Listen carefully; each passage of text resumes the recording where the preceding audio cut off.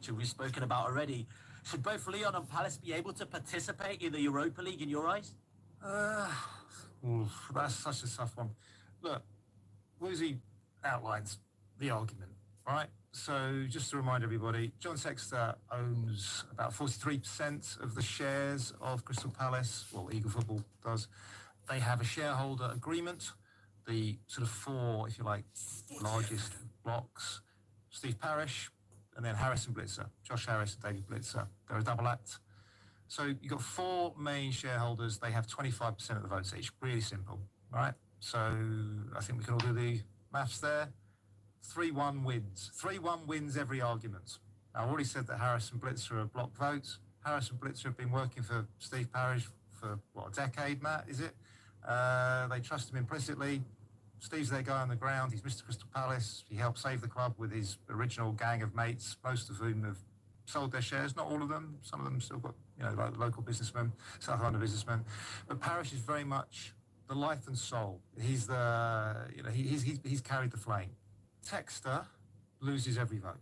Every time. He doesn't, I don't think he even bothers anymore. So it's 3-1. So this is the argument, right? So UEFA have got themselves into a bit of a pickle around multi-club. They just sort of let it happen, having previously, in the 90s, when ENIC, oh God, I don't want to go into too many tangents here, but when other people have tried to do it back in the day, UEFA have acknowledged that it could be an issue for competitive integrity of their competitions. Having, same person owning 2-3 clubs in the same competition, there's at least the perception that, something untoward could happen. The perception can be enough. So UEFA have in the past worried about it, and they worried about it a little bit when Red Bull were forming, but they kind of caved, to be honest, with Red Bull. And Red Bull were able to sort of create enough separation, Chinese walls, renaming one of the clubs. So what we've had for the last decade is, we've sort of fudged it, right? As long as we create enough separation between these entities, 2-3 clubs, whatever it is, we're going to be okay. Probably what they didn't realise was that multi-club ownership was going to become the dominant ownership idea, the dominant investment idea of the last 5 years. And these groups are just proliferating. So what was an occasional issue, once every decade, is now every year. And they have tweaked their rulebook a little bit, and they've gone for this idea of decisive control. And rule of thumb is about 30%. If you have about 30% of the shares, that's where we start to think you have decisive influence. If you're over that, they've allowed another kind of way out, and that is to put the shares, basically to put the company in a blind trust. Owner effectively appoints an accountant, a lawyer, and says, I'm having nothing to do with that club I own. This is what Sir Jim Ratcliffe did with Nice. It's what Evangelos Marinakis was preparing to do. I can't remember if he's actually going to go through with it or not. I've lost track with him. But it's what he was doing with Forest and Olympiacos to be ready for next season. Some other multi-club people, so the Villa owners, quite a good example here, diluted their shares down. They went below that 30% number in their Portuguese team. So that's the situation that Palace have been in ever since the FA Cup win. So again, I've sort of said this a few times now, to be fair to John Sextor, he did appear to realise the issue before Steve Parish. He was talking about it. He was going over to UEFA. He was haranguing them at events and saying, please don't boot Palace out. I don't have any decisive control there.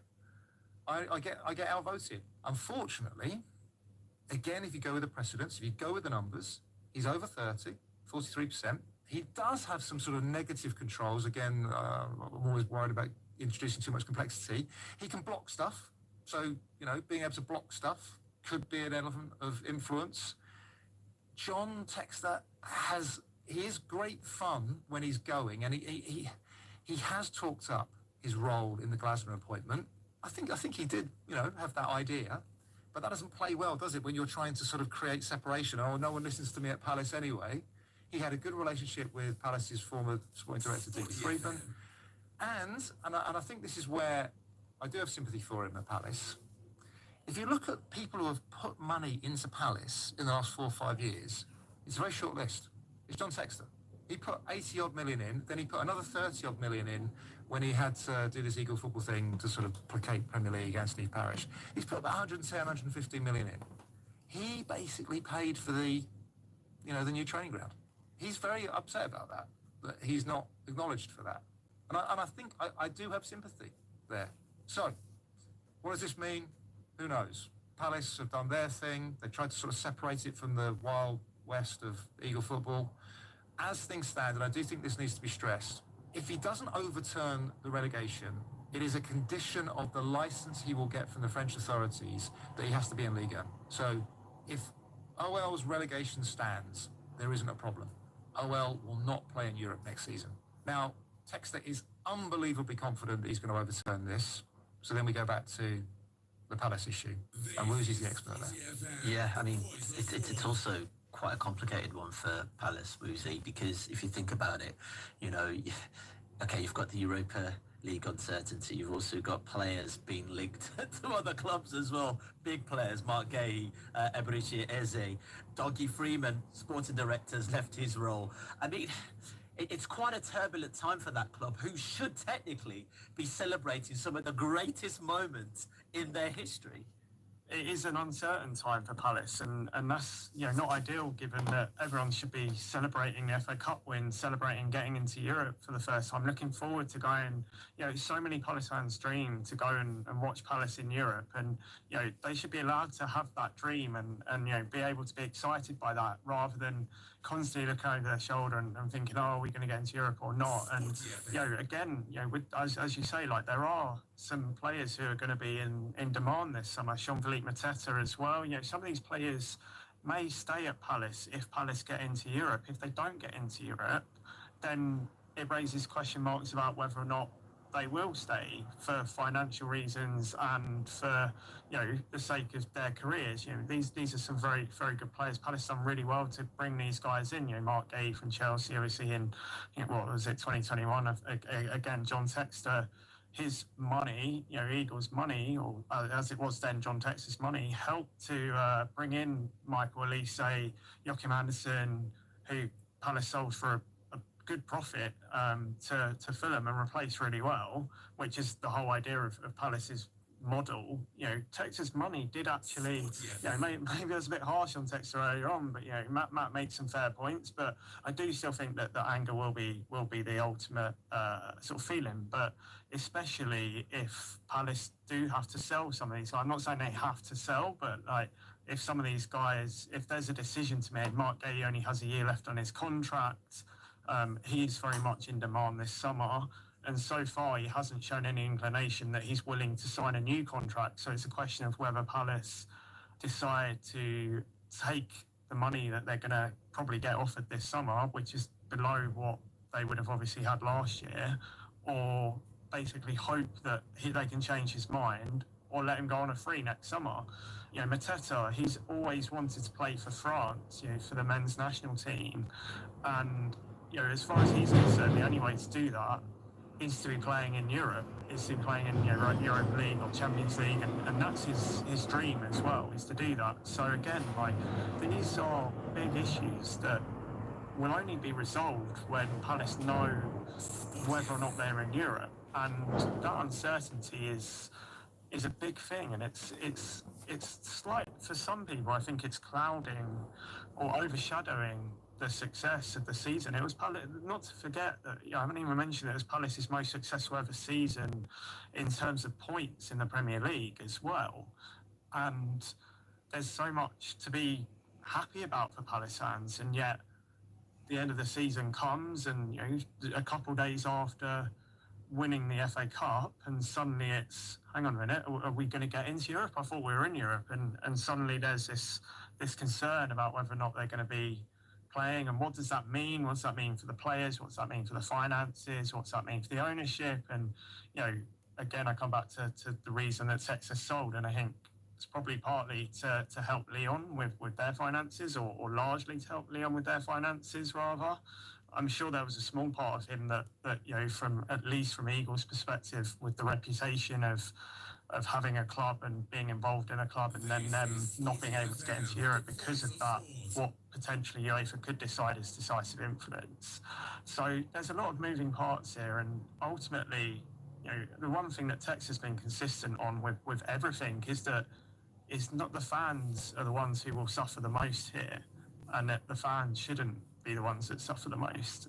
Unfortunately, that is the reality is that the fans will be the ones who get hit hardest by this, even if financially it's the club, and your reputation, it's the club, it is the fans, and obviously Palace fans are so well renowned for their vibrant atmosphere and fervent support. So it would be a real shame, for so many reasons, if Palace don't get into Europe. Yeah, let's wind it up there, gents. Really appreciate your time, and Palace fans, I'm praying you get to taste European football next season. Matt, both of you, Roosnam, and also Slater, and also Tom Williams, who joined us earlier.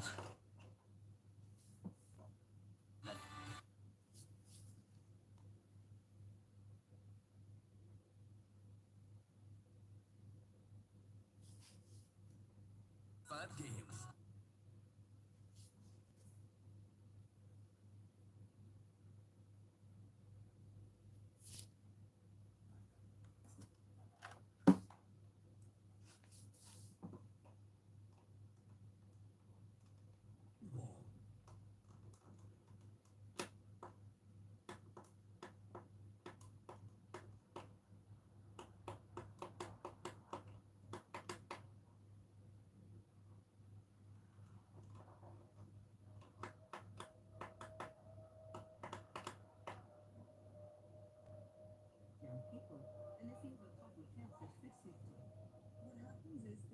increases the shelf life of the product, and this efficiently enhances the taste of the product, and is slightly and not even significantly slightly cheaper to produce than oils that would be considered healthier. Industrially produced trans fats were recently restricted to less than 2% of total fat across all food categories. I wrote policy briefs around it, and ministry supported that campaign, and industry also agreed. So it is a success story. We have got on WHO scale over part of the upcoming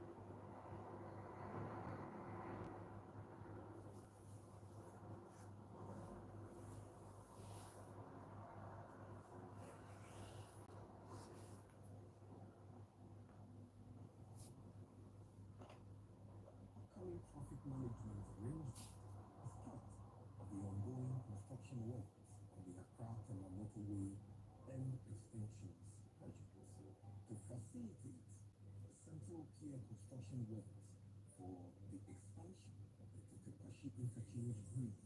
The number of lanes in the north-south bound carriageway, thus Medina to Accra direction and vice versa, will be temporarily reduced from 4 lanes to 3 lanes. This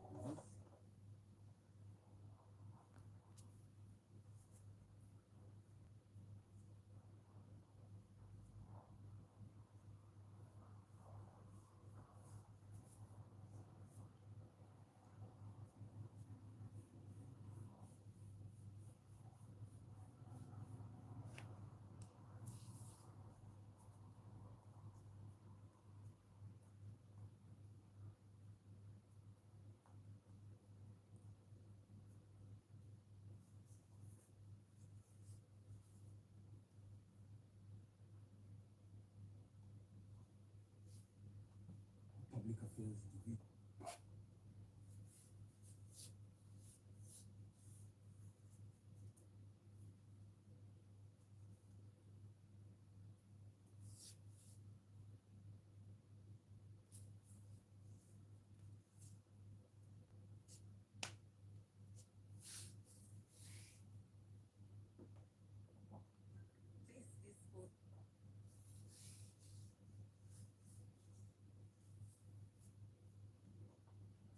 unfiltered voice of sport.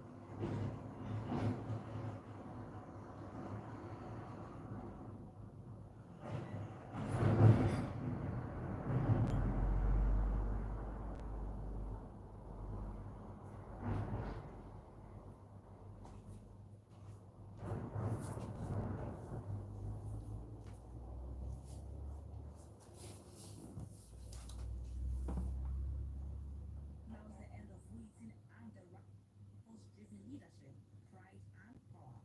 Stay with us of putting your friend for your daily dose of what from it.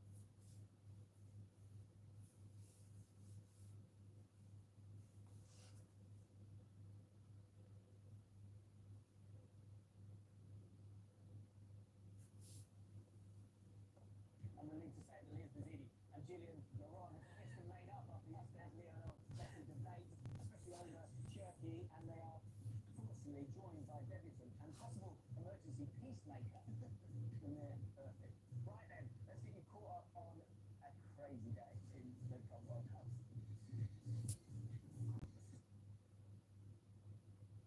Of dumping Inter Milan out, we take a look at how a switch in formation set Christian Kivu's team attacking.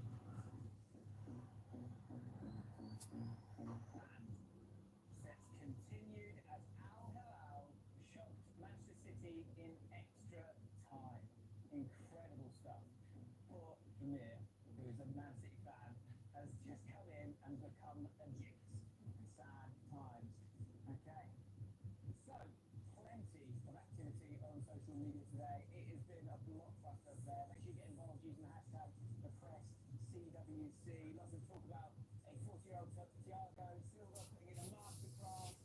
Martinez, who has been speaking up pretty heavily after Interland got locked in about 11 months as well. So much going on, so much to get through. Guys, let's just take a breath for a second. Obviously, watching all those games today, I mean, sorry, mate. What caught your eye? Enjoy it. Well, look, as a Manchester City fan, I've got to say, I've not found any positive out from this game, and I'll say what caught my eye is that Cherky cameo in and amongst that extremely disappointing result. But yeah, we'll get into it later. But Cherky have been Absolutely. Leo, players, what stood out for you? No, I'm kidding. Inter Milan crashing out. We've talked about Kyiv, we've talked about the players, but did anyone expect that they were going to lose to Fluminense this early? We got a lot to talk about with them. Yeah, the fallout for that is enormous. And Jules, what about you? Silva, 40 years old, and we will talk about him as well, leading by example, leading in every way his team Fluminense to this place in the quarterfinals. Okay, right, we need to get into it, don't we? Incredible stuff. We do. So, here we go. The first game of the day was a clash of the continents as Inter Milan took on Fluminense in the round of 16. Now, there have been some question marks over Christian Kyiv this tournament, despite topping their group. And Inter lined up with their trusted back three, but in a surprise change from Fluminense manager Renato Gaucho, he moved from a back four to a back three for the first time in the tournament, and it paid off big. Welcome to Charlotte, home of the NASCAR Hall of Fame. It's 32 race. The Club World Cup has seen 16 crash out already. And now, one of Inter Milan and Fluminense will look to drive themselves into the quarterfinals. Darius at the heart of it. There's an opportunity.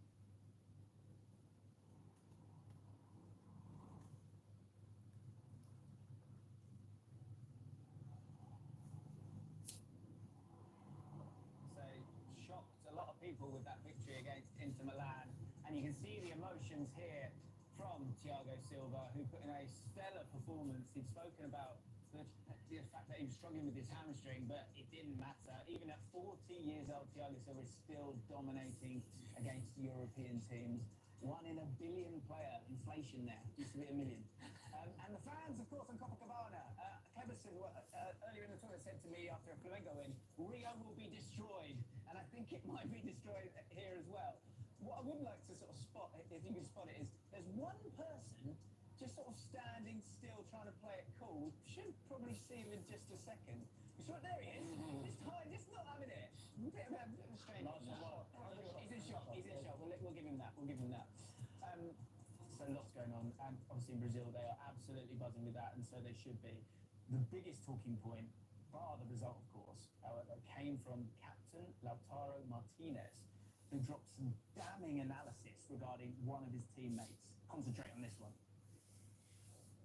Il messaggio è chiaro, chi vuole stare con noi sta, chi non vuole stare deve andare via. A chi ti riferisci, Lato? So che non farai nomi, no, farò nomi, però in generale, capito? Perché noi siamo qua a fare di tutto, però ho visto tante cose che non mi sono piaciute, quindi come capitano, come capo di gruppo, certamente c'è il mister prima, però io quello che posso dire, perché io sono così, sto da un lato o da un'altra parte, io voglio lottare per obiettivi, perché siamo una squadra importante, siamo una squadra che negli ultimi anni l'abbiamo riportata in alto, io voglio continuare là, quindi il messaggio è chiaro, chi vuole stare a continuare a lottare per cose importanti deve restare, chi non vuole arrivederci.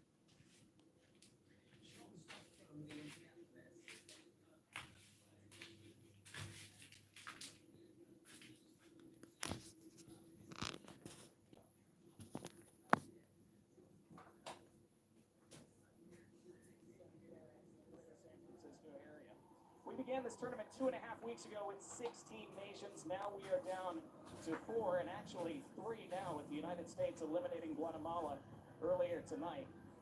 In just a moment, we'll see how these teams got here. Mexico going through 3 hard-fought games in the group stage. They were able to find enough in each of them. A 3-2 win over the Dominican Republic, 2 set-piece goals against Suriname, ground out a 0-0 draw against Costa Rica, and then got past Saudi Arabia, a stubborn Saudi Arabia, by 2-0, 2 second-half goals in the quarterfinal. For Honduras, beginning this tournament in the worst possible way, a 6-0 hammering in the hands of Canada, but came back so impressively against El Salvador and then Curacao, and then upsetting Panama on penalties in the quarterfinal to progress to this one here tonight. So, Ricky, very different paths to this semifinal for these two teams. Different expectations. For Mexico, anything less than a trophy would be a failure. For Honduras, nobody expected them to be here. Now they want even more. For this Mexican side, it's going to start with how quickly can they get in a rhythm. A team that wants to be very ball dominant, and they also are very good in their defensive structure. Have only allowed 2 goals in this Gold Cup, so expect them to be full of confidence versus this Honduras side that did start quite well. They really had to dip into their character, show their belief, show their culture. I do think for Honduras, again, getting in a rhythm, especially in the first 10 minutes, will be crucial if they have any hopes of going punch for punch with the Giants in CONCACAF. Mexico, of course, won the title again in 2023. Nobody's won this tournament more times than they have. Honduras making their first semifinal appearance since 2013. They're trying to reach the final for the first time since 1991. They've lost the last 4 times they've reached this stage of the competition. That resilience you talked about after the 6-0 defeat to Canada, if they get off to a strong start tonight, does that team of destiny vibe keep getting even stronger? The first 15 minutes, so crucial. Very crucial to build that hope, build that confidence, and especially try to be a little bit more transitional. I do think their first look needs to be forward into that front line, because that front line is really expansive. They're very vertical and they're very direct. So if you can play in behind this Mexican back line and really pin them back, that will be a point of emphasis for Ronaldo Rueda and this Honduras side. Again, getting on the ball and just settling into this game will be crucial. Although Honduras are big underdogs tonight, they have been a problem for Mexico in recent years. Beat them in the first leg of the Nations League quarterfinal each of the last 2 years, came very close to knocking them out of that tournament. Managing emotions on this neutral site, especially early, so critical. Pay attention to what goes on in between the white lines. There is going to be a lot of crowd, there is going to be a lot of noise, everything that plays into a semifinal match of this magnitude. But keeping your mental state really consistent will be really important for these sides. Let the ball do all the work and do all the talking. You do not want to get pulled in to anything silly and leave your team at a disadvantage. So can Honduras do it again and take this Cinderella story all the way to the end, or will Mexico do what's expected of them and navigate back to another final? We'll hear the anthems of these two nations, then see the starting 11s and kickoff. It's Mexico and Honduras in the 2025 CONCACAF Gold Cup semifinals, and it's next.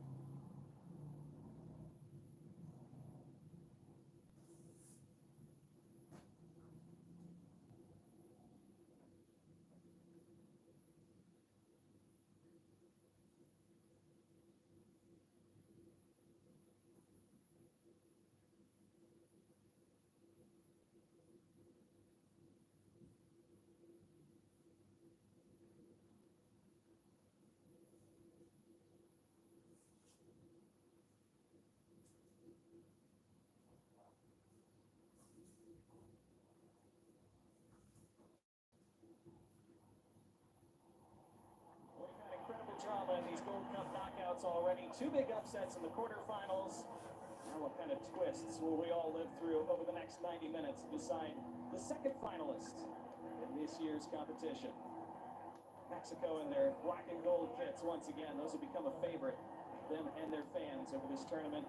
Honduras in the white and the blue. The starting 11 for Mexico. 2 changes from their win over Saudi Arabia, but the big story is who stays in the lineup for them. One of the young men on the right side of that midfield trio, which will be everything for this Mexico side. How good can they be at dictating tempo and being very compact in doing that? That supplies a security blanket in front of that front 4, that front 3. Vega, Jimenez, and Alvarado. Very good 1v1 ability, but also can combine. That's going to be a point of emphasis for this Mexican side to get on the ball early and often and be really aggressive.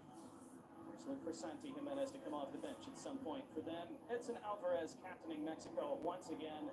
As we see our match officials tonight, led by Juan Calderon of Costa Rica, assisted by Juan Mora and William Arrieta. Pierre-Luc Lazier of Canada is the 4th official. Neil Maldonado wears the armband for Honduras once again tonight. 2 very experienced captains as we see the VAR room this evening for this semifinal, led by Alan Chapman of the United States, assisted by Diego Ojer of Guatemala. Now the lineup for Honduras in their first semifinal since 2013. 1 change from their quarterfinal upset of Panama. Alvarez will be the story here, the number 23 that will play in the number 10 role. He has the freedom just to go and search the game. Already 1 goal in this tournament. If he does get on the ball, expect Kyoto, Lozano, and Ramirez to be very expansive and really asking questions of Mexico in that back line. Again, getting in a rhythm really early will be crucial for this Honduras side that wants to move the ball from left to right and can really manipulate that midfield trio. Honduras had to really hang in the first half against Panama. Trailed 1-0 at the break, could have trailed by a lot more. Hung around long enough, equalized in the 82nd minute. Remember, if we're level at the end of 90 minutes, we'd go straight to penalties. That's part of why we saw 2 big upsets in the quarterfinals, almost a third, with Costa Rica taking the United States to penalties as well. Again, earlier tonight, the United States holding on against Guatemala 2-1 and scored 2 very early goals. Guatemala almost came back. It is the United States awaiting the winner of this one here tonight. Will it be the marquee matchup that everyone expected coming into the tournament, or will it be the underdogs Honduras who will face the U.S. as the team in white and blue seeks their first title in this tournament's history? Javier Aguirre on the bench for Mexico once again, of course. Ronaldo Urueta, his counterpart for Honduras. Nervous moments before kickoff. Mexico will kick things off tonight. They will attack from left to right in this opening half. The final countdown to this semifinal game, the penultimate game of the 2025 Gold Cup. We are rolling in Santa Clara, California, in the Gold Cup semifinal. Mexico meaning to reach the final for an 8th time in the last 10. Honduras hoping to do so for the first time in 34 years. Interesting shadow and sunlight situation early in this game. You see the sunlight on the left side, going into those shadows in the first half. So if you are Honduras, you test this back line early. You try to play maybe a little bit direct and gain some real estate and just test the visibility within the defensive set of Mexico. The attacking throw for Mexico. Julian Araujo also staying in the starting 11. Javier Aguirre tonight, starting for the first time at this tournament in the quarterfinal. Aguirre saying that both he and Mora passed the test in that quarterfinal game, so they stay in there tonight.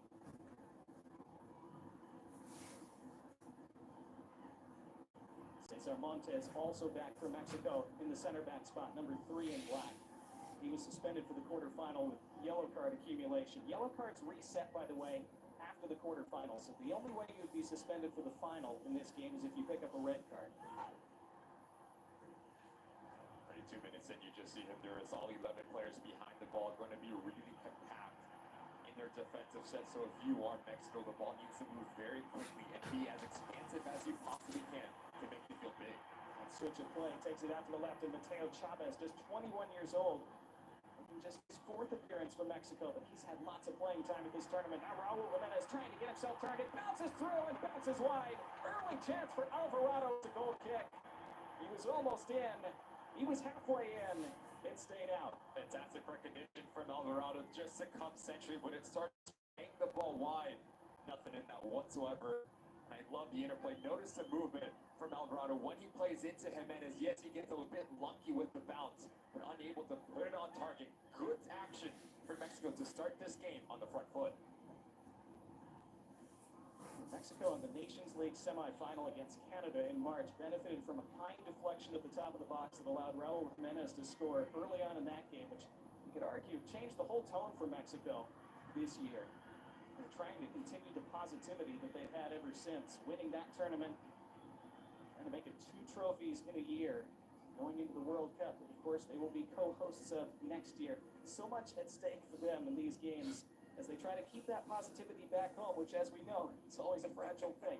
Want to continue the momentum going into next summer, so it's a massive opportunity for Mexico to fight for another trophy if they can get through this stage on their side. Great movement of the ball out to that left side. Chavez then checking back. Battle in the midfield. Mexico outnumbering, and they win it for Araujo. Araujo playing for Bournemouth in the English Premier League. Switches it out on the left again. Lots of early involvement for Chavez. And Chavez on that overlapping run spears it into the area. It's out for a throw. Mexico finding a lot of joy down that left side early on. Especially when you're playing against a team that's going to sit to a mid to low block. You need to be as wide as you possibly can. What that's going to do, it's going to make this and their side chase from left to right. And when those gaps open up like this, that's when you can really penetrate in central locations. Honduras trying to weather these early minutes. It's so important when you're a big underdog, just to keep it at 0-0 as long as you can. Hope you get a chance to settle into the game. How do you take the sting out of this game for this Honduras side? You just slow it down. You get your foot on the ball. As we take a look at Javier Pereira, the head coach for Mexico, you take the game away from the opposition, and it has to start with Flores and Arriaga, the double pivot for this Honduras side, just to connect some passes and get some confidence within the side. Good hold-up play here along the far touchline. They win a throw. Even little moments like that valuable when you're under pressure, just to slow it down, as you said. There is Ronaldo Rueda, who led Honduras to the World Cup in 2010. Back with them now, hoping to do the same. As World Cup qualifiers in CONCACAF will conclude this fall. Honduras in the final round of qualifiers.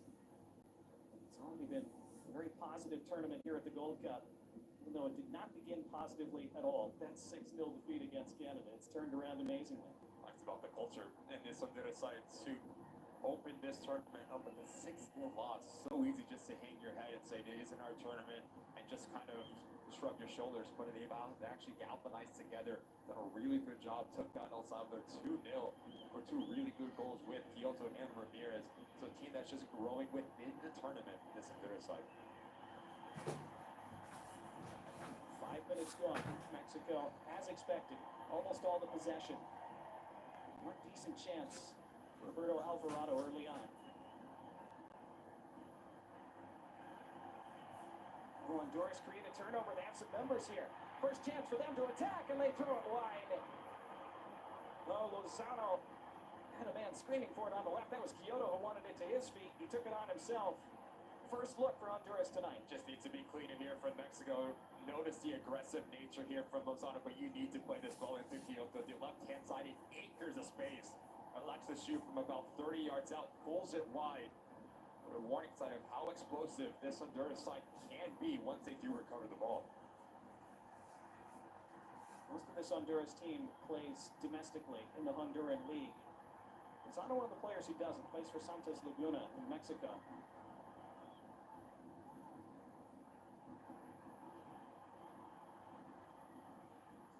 Better last couple minutes for Honduras, though, starting to win some of those midfield battles.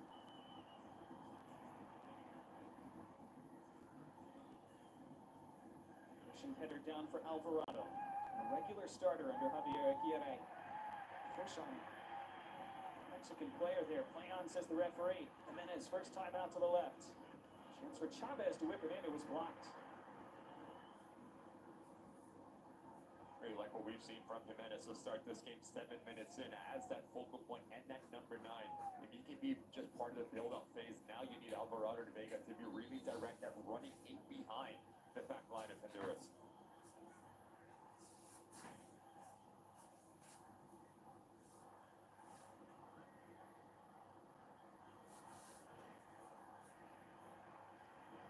Honduras have been champions of CONCACAF once. That was back in the early 80s. The tournament was then known as the CONCACAF Championship. Since it became the Gold Cup in 1991, they made that very first edition of the Gold Cup final that year, lost to the United States, have not been back since. Close a few times. Looking to make that return journey this time.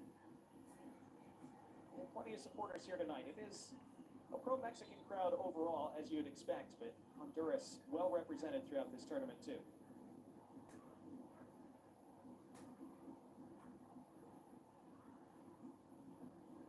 Strong header forward from Araujo, and then played along by Jimenez with Alvarado on the chase. He was ridden off the ball. Good defending by Joseph Rosales.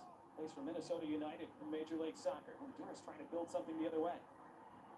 Good decision from Lozano just to slow the game down and get his team a little bit higher. To start this game, like you mentioned, Don, it's been all one-way traffic in favor of Mexico. Start to settle in now. We see Honduras.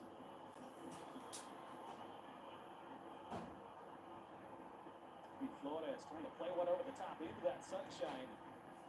Luis Malagón had almost nothing to do against Saudi Arabia in the quarterfinal. Have a goal kick to take here.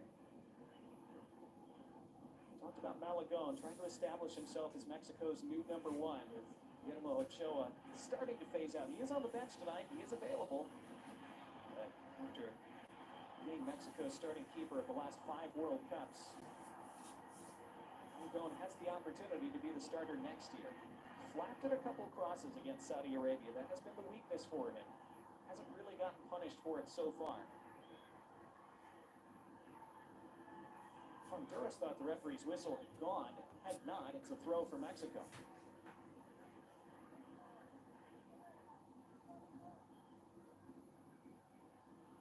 That's a loose ball in the midfield. It's turned over, and Honduras had a chance to counter. They have one in the box, a second arriving, and it's blasted across the face and out. Intended for Lozano, I think. Kyoto again was screaming for it on the left side. Just need a little bit more composure here from Ramirez, because Lozano makes that near post run. He pulls out the 2 center backs of Mexico, which allows Kyoto an acre to space for that cutback. 2 times now we've seen Honduras get the ball into that final third, but make that wrong decision. Need to be a little bit cleaner in terms of the technical ability, but also the composure for the team in white. Aldo Rueda in his pre-match interview today said, "Cabeza fría, corazón caliente." Cool heads, hot hearts. Slight variation of Remember the Titans. Just noticed one Mexico's building out there, dropping Alvarez into the middle of Vasquez and Montes, and the 2 center backs are just spreading out, which allows Chavez and Araujo to be really aggressive, to create an overload, not only centrally, but also the wide parts of the field. Survived the first 10 minutes. Mexico could have taken the lead inside 90 seconds. Created a lot since. Malagón playing out from the back and plays it out into touch. It's tough being Mexico's keeper at the Gold Cup. Whoa, and now we have our first flashpoint on the touchline. As that ball went out of play. The officials will have some sorting out to do here. To the emotions we talked about after kickoff. Everything between the ears as important for what you're going to do in between the white lines. No need to get it to pull in anything off of the field or anything silly to leave your side at a disadvantage at this point in the tournament. There's no need here from Kyoto as the Mexican bench just pulls the ball away. I think that was Memo Ochoa who picked up the ball and took the shove.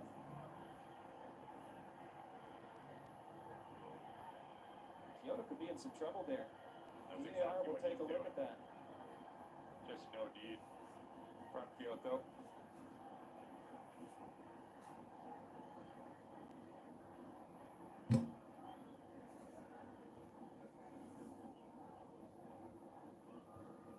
That would be an interesting one for the VAR room to look at. It's certainly well off the field of play, but that certainly doesn't mean it can't be punished. was a pretty aggressive motion from Kyoto, who was trying to apologize and trying to defuse the situation now, but the time to do that was initially. Good opportunity to see Juan Calderon how tightly he's going to call this game to see if he gives Kyoto a booking or not. Just no need for the winger from Honduras just to go into challenge like that off of the field and push Memo Ochoa.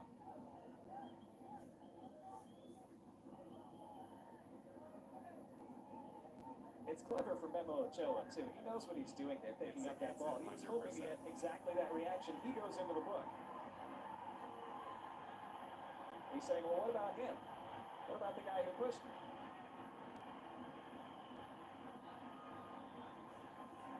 And now it looks like he's going to be the only booking for that situation. And so Juan Calderon, he's been around the game plenty. He knows what was going on there, too. He knows that Ochoa was trying to initiate. There's no need for Memo Ochoa to do that, but there's also no need for Kyoto to extend and push. A play on the bench for Mexico. Very lucky not to see a yellow card go both ways from Juan Calderon.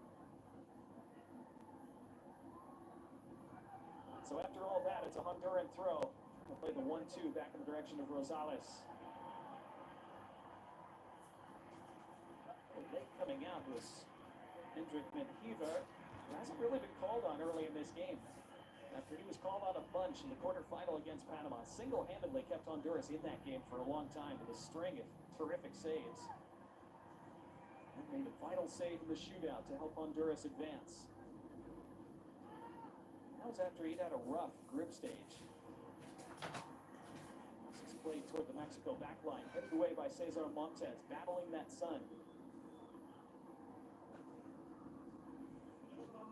Menjivar punched the ball into his own net against Curacao. It's a very poor own goal. But he's rebounded incredibly well since, just like the team in general.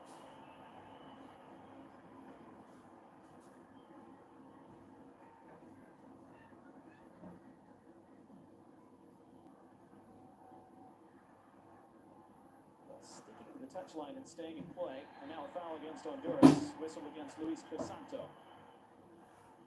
We see from Mexico, they do a really good job at just forcing the issue and keeping this game on one side of the field. So if you are Honduras, if you can pick up your head and change your point of attack, you're going to find a lot of green grass and real estate to operate in. Romeo Kyoto on that left side of the attack's been screaming for the ball for the first 15 minutes. He still hasn't gotten it yet. So everything will come through Flores and Arriaga. The double pivot yet again. The way that they receive the ball will be utmost important. If they can have their hips open, now that allows the whole game to open up, because you can go left, you can go right, but you can also play the ball centrally into Alvarez.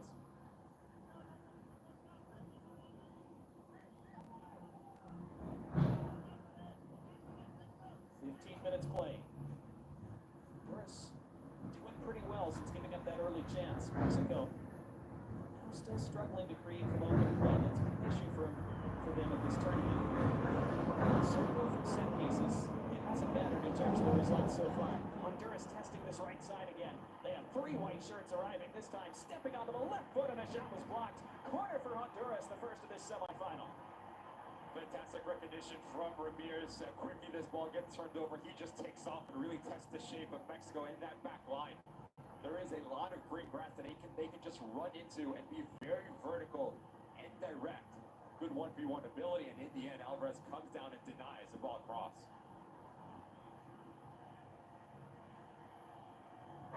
Out swinging ball taken from that far flag.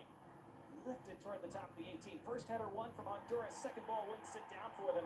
Couple hands go up in the box looking for a penalty. Unlikely to get it. What a touch. Beautiful touch. Honduras able to keep it. Lifted back toward the danger area. Araujo away for Mexico. Flores retrieves for Honduras.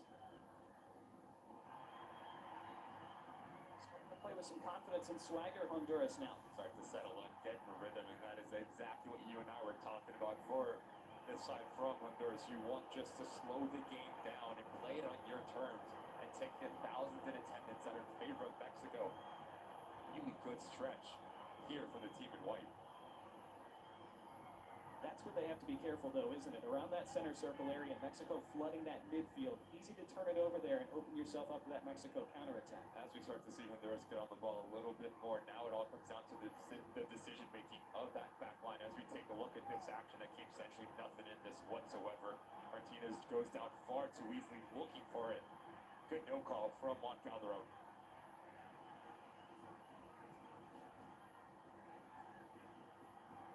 Like you said, Donnie, as Honduras is going to get on the ball a little bit more, the decision-making, in particular the two center backs. Yes, you want to play on the ball. Yes, you want to dictate tempo, play in between lines, but there's nothing wrong with bypassing that midfield line of Mexico.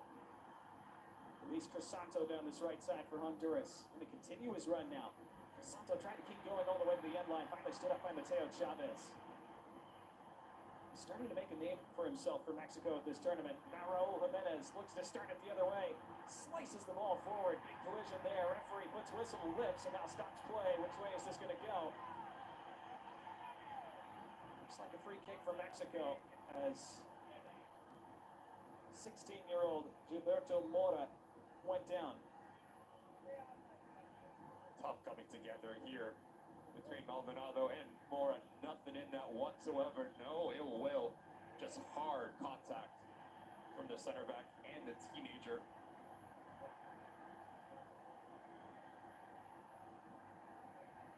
It's tough to tell if Juan Calderon was giving a free kick or just stopping play for the injury. It's Mora, again, just 16 years old. He's the youngest player ever to appear for the Mexican national team. He made that milestone in that quarterfinal win over Saudi Arabia with his first cap. He's already become the youngest player ever to score in Liga MX. Did so at 15 years old for Tijuana last season. Biggest, brightest young talents they feel they've had in a couple generations. He didn't look out of place against Saudi Arabia either. That's why he's gotten the start again tonight. As we see Kervin Arriaga also receiving treatment for Honduras.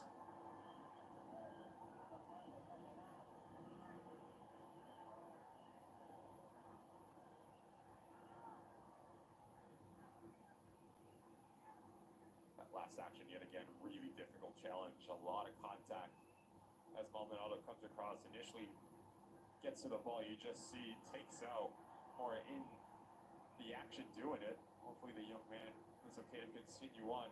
Mentioned the potential, the expectation that everyone Mexican Federation has for the young man, the ability to move the ball quickly, can go 1v1, can combine, do a little bit of everything. The sky is the ceiling for Mora. Well, Kervin Arriaga, his reaction would suggest that maybe he might not be able to continue. We'll see.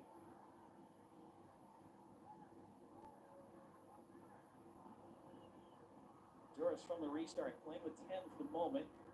This bounces out for a goal kick. So 20 minutes gone. Honduras will like the way this game is slowed down after those frantic first few minutes. For the last 10 minutes, they've been the better side. They've been creating more opportunities. They've been on the ball a little bit more, playing it on their terms. But for Mexico, again, you need to get Alvaro Jimenez and Vega a little bit more influential. That front three extremely quiet to start this game.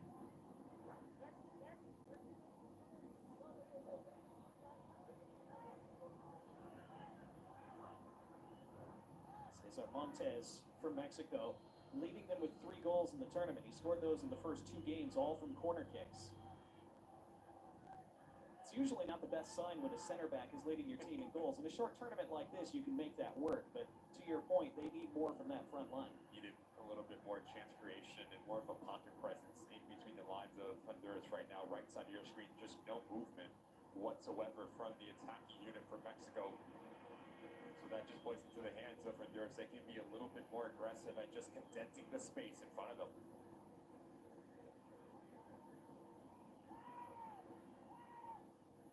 Marcelo Ruiz, another guy who's gotten significant playing time at this tournament and has used it well. Liga MX champion at Toluca last month. Dancing the ball here through the center circle. Now his teammate at Toluca, Alexis Vega, who scored that winner against Saudi Arabia, looks to continue with the return ball there.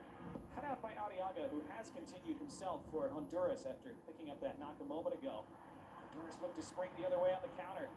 They possess it on this right side again. Not many options forward, though. Dixon Ramirez not able to get to that. And a clear foul on a free kick for Mexico.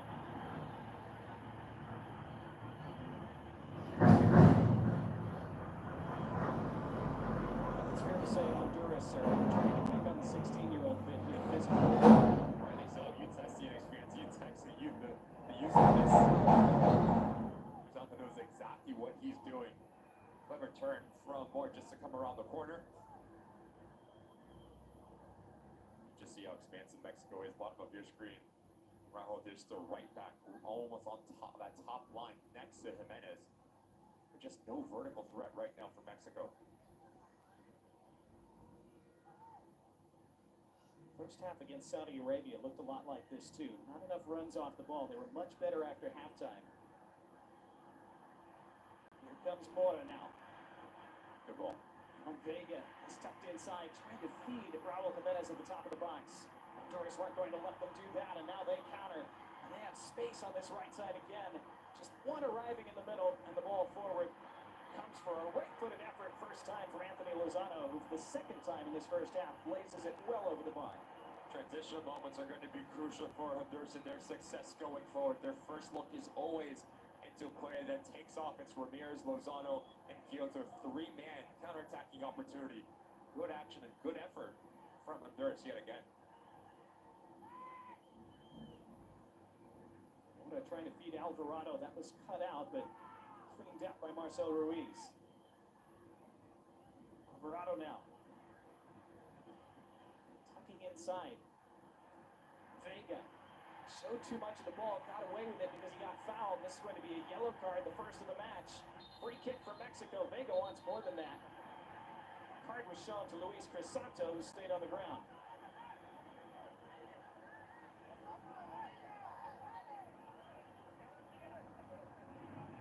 Initially looked like a really tough challenge from Crisanto. Right, the right stunt exposed over the foot of Vega. He's late.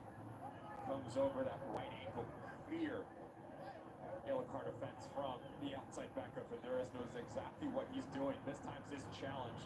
Vega goes down, pleading for a card, and rightly so.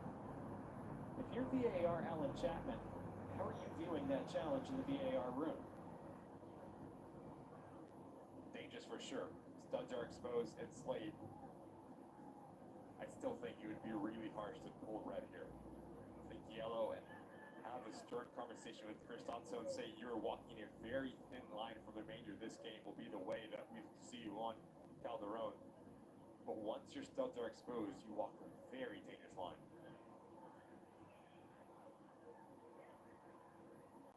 So here's the yellow for Crisanto for now. Cesar Huerta warming on the touchline for Mexico. He would be the replacement for Vega. Just that touch right there from Vega, quicker than the outside back from Crisanto. If it was a little bit higher, that's when I think you start to walk into, is he going to get sent off territory?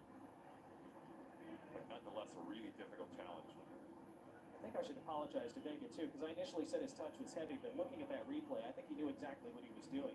He was trying to carry that inside Crisanto's challenge, and he did.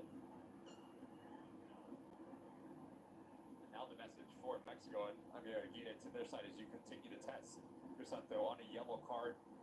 Really go after him, put him on his heels, and make him make a decision. This is when you start to see the game within the game, and how to get any sort of advantage in a semifinal game. Mexico, remember, have been lethal from set pieces in this tournament over the last couple of years. They have great set piece takers. They have height in the box.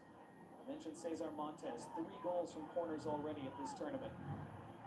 Edson Alvarez has scored from a corner and has had a couple other opportunities. 4 of their 5 goals in the group stage came from set pieces. Alvarado and Vega. It is Vega, and it's tucked away.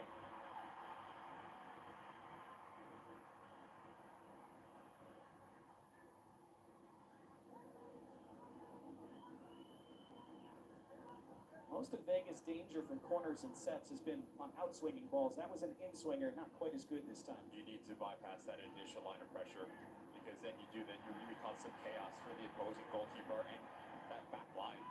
Again, really good box defending from Honduras there to clear their lines. Nice little surge from Gilberto Mora. Yeah, not looking out of place. Scoop down the line for Araujo. That's a good ball into his path. Has to touch it inside. Drawing two white shirts. Alvarado now doing the same. Davy Flores tenaciously after him. Reset by the center circle. Juan Vasquez, who plays for Genoa in Serie A in Italy. Montes. Araujo down the line for Jimenez, but too much on it. They're looking for a free kick afterward, and they're not going to get it. It's a goal kick instead.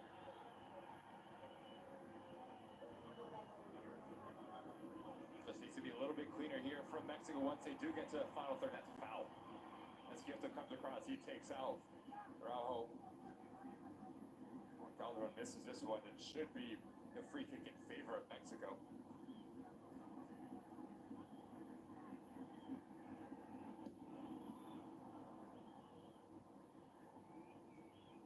Still no saves to make of this opening half hour for Hendrik Menjivar in the Honduran goal. Loose ball there from Mexico in the midfield. They've had a few of those in this first half. Arriaga trying to create something from it, wins a throw.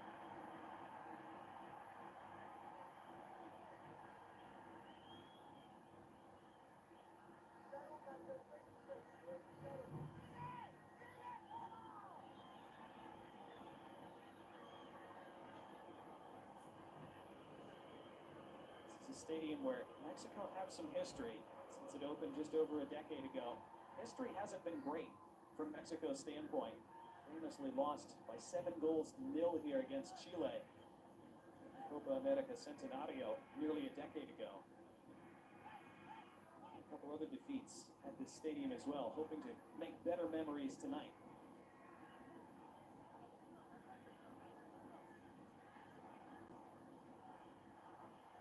Having a really difficult time right now in Mexico, finding ways that you can manipulate central locations. Again, as Jimenez comes to feet, you need someone to run in behind and really just ask some questions of the shape of Honduras, because Martinez and Maldonado, the two center backs, everything have been in front of them. Makes life very comfortable for the defensive unit of Honduras. Good touch out of the sky from Ruiz to settle for Alvarado, then he gets it back. Spreads it to Raul Jimenez, whose first touch was heavy. Taken away, taken the other way by Honduras. Up on his own for now. Rosales tries to run it through the back line on his own. Swept up by Malagon. Nice chest down by Lozano. Tackled well from behind by Ruiz. Honduras pressed through though. That one doesn't reach. Rosales shepherded out for a Honduran throw. Half an hour gone, a third of the way through this second semifinal. The United States awaiting the winners. Those tackles in the midfield a moment ago. Good recognition first from Alvarez, and then Chavez to come across. They pick the pocket of Arriaga. Well, Mexico bench up and screaming for a foul there. They get it eventually. Raul Jimenez asks for more.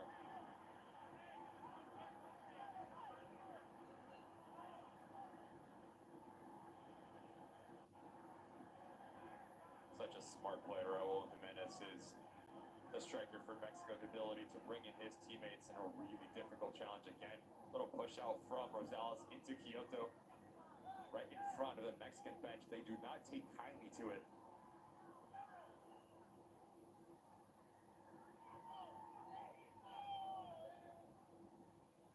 Another awesome crowd at a Mexico game here at this Gold Cup. They turn it over. Honduras, what can they make from that? Deflected try, and Malagon has to make the save at his near post. First shot for Honduras on frame tonight. Most of the attacking efforts from Honduras have came from just turning their defense into offense and be really aggressive once they do recover the ball.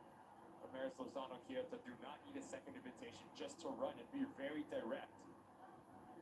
Mexico, you need to be cleaner in terms of your technical ability. You're giving the ball over far too cheaply when building out of the back.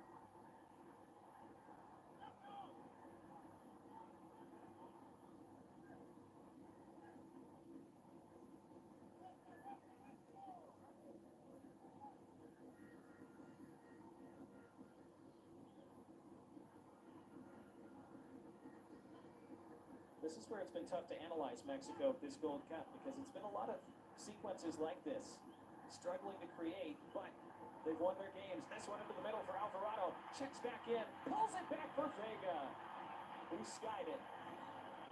Better from Mexico, though. It's the first time that we've seen Jimenez take off, and what he does, he pulls out one of the center backs, which allows Alvarado to come centrally. But if you're Vega, you need to look over your left shoulder because you have more than acres of space. If you take your first touch, now you have the ability to make a decision. And we take a look at this shot from Ramirez. Easy save in the end for Malagón just to come over to his near post and deny that there's an opening goal here. But if you can see more of that action on a consistent basis for Mexico, you will start to find success in unbalancing Honduras in that back line. Frustration from Javier Aguirre. They're still talking Mexico that if they lose this semifinal, if they don't win this Gold Cup, he still might not be the manager of the World Cup next summer. Referee has blown for offside. The flag was up. Just the pressure that comes with taking the seat and being the head man for this Mexican national team. Winning is the standard.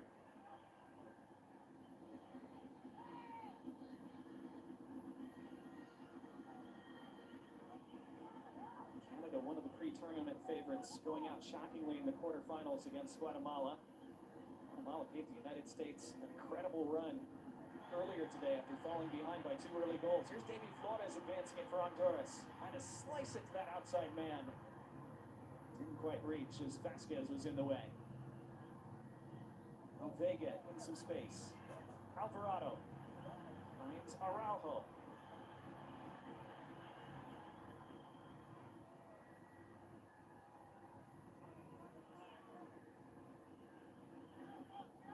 Vasquez. Back pocket for Vega. Left it for Ruiz. Araujo making that inside run. Ruiz was waiting for him. The lane had closed though. Better from Mexico, finding plays that they can really play in between lines. Just need a little bit more movement. Again, from that front line, maybe it is that selfless type of run to pull out a center back to open up space for a teammate.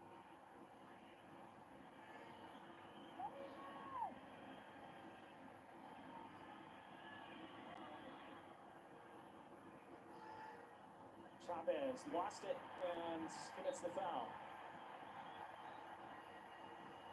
Arriaga was headed the other direction.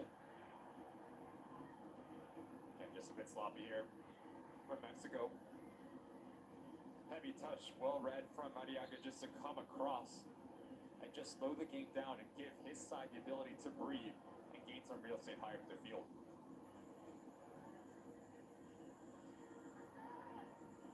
Minutes of the opening 45 remaining. You offered Honduras 0-0 after 35, they'd have taken it before kickoff. No hesitation.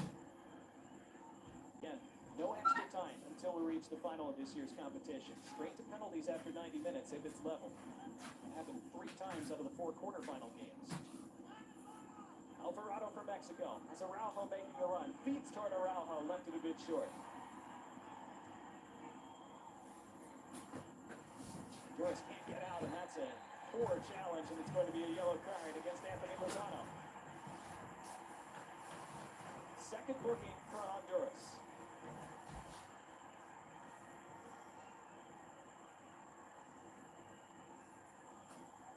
Just late to everything. This Honduras side. The right leg extended, catches Alvarado. No need for Lozano, who tries to recover after his mistake. Deserving of a yellow card, so big challenge in terms of the discipline and positioning from the number 9 of Honduras.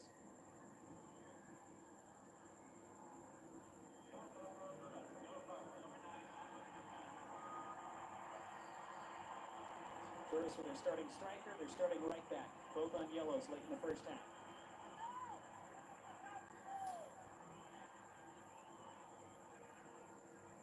Just after kickoff. Yellow cards reset after the quarterfinals, so you wouldn't be suspended for a final unless you were sent off in this semifinal.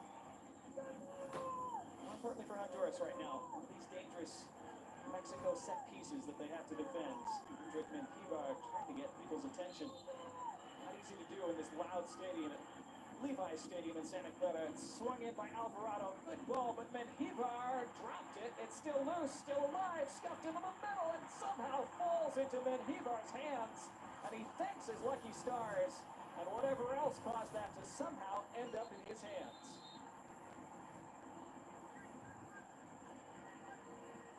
I think he was looking for the foul initially, but it did not arrive. Fantastic ball in from Alvarado into a dangerous area. Just chaos starts to ensue here.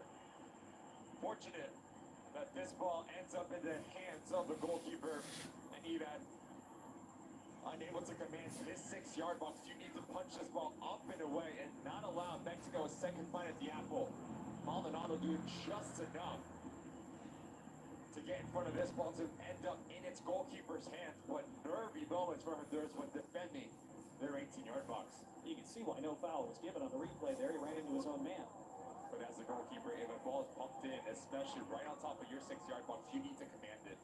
Teammate or not, you need to clear your lines and punch the danger up and away.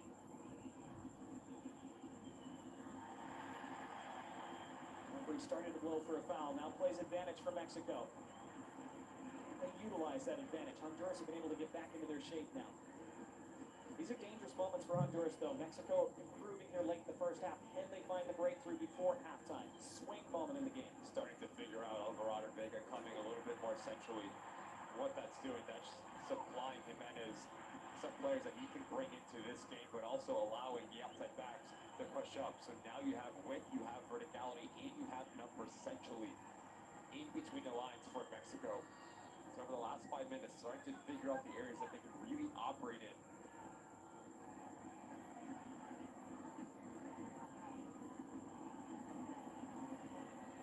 Flores. Honduras desperate for some possession here. On the other side of that, Connie, from Mexico, yes, you want to be as expansive as you possibly can, but if you do lose the ball over cheaply, you leave yourself exposed.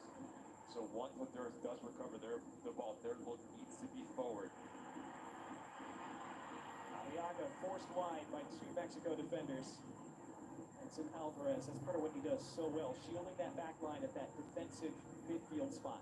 So crucial to what Mexico wants to do in and out of possession. Out of possession, he's going to cover a lot of the ground and just be that security blanket in front of the 2 center backs. And in possession, just connects the back to front and really pulls the strings from the single pivot role. It's for West Ham United in the English Premier League, of course. Talked about it before. He was cut from Pachuca's academy for being too small in his very young days. His parents drove 3 hours round trip to a different academy for a couple years after that. Fully justified.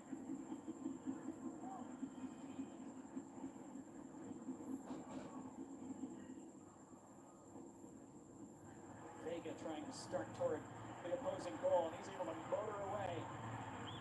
Feet about wide. This is Mora. What can the 16-year-old create? He couldn't connect with Vega, who's going the wrong direction and then gives away the foul. The timing's off there for Mora. You need to let Vega get himself back on side as he continues his run. Ball into the corner, clever here for Crisanto.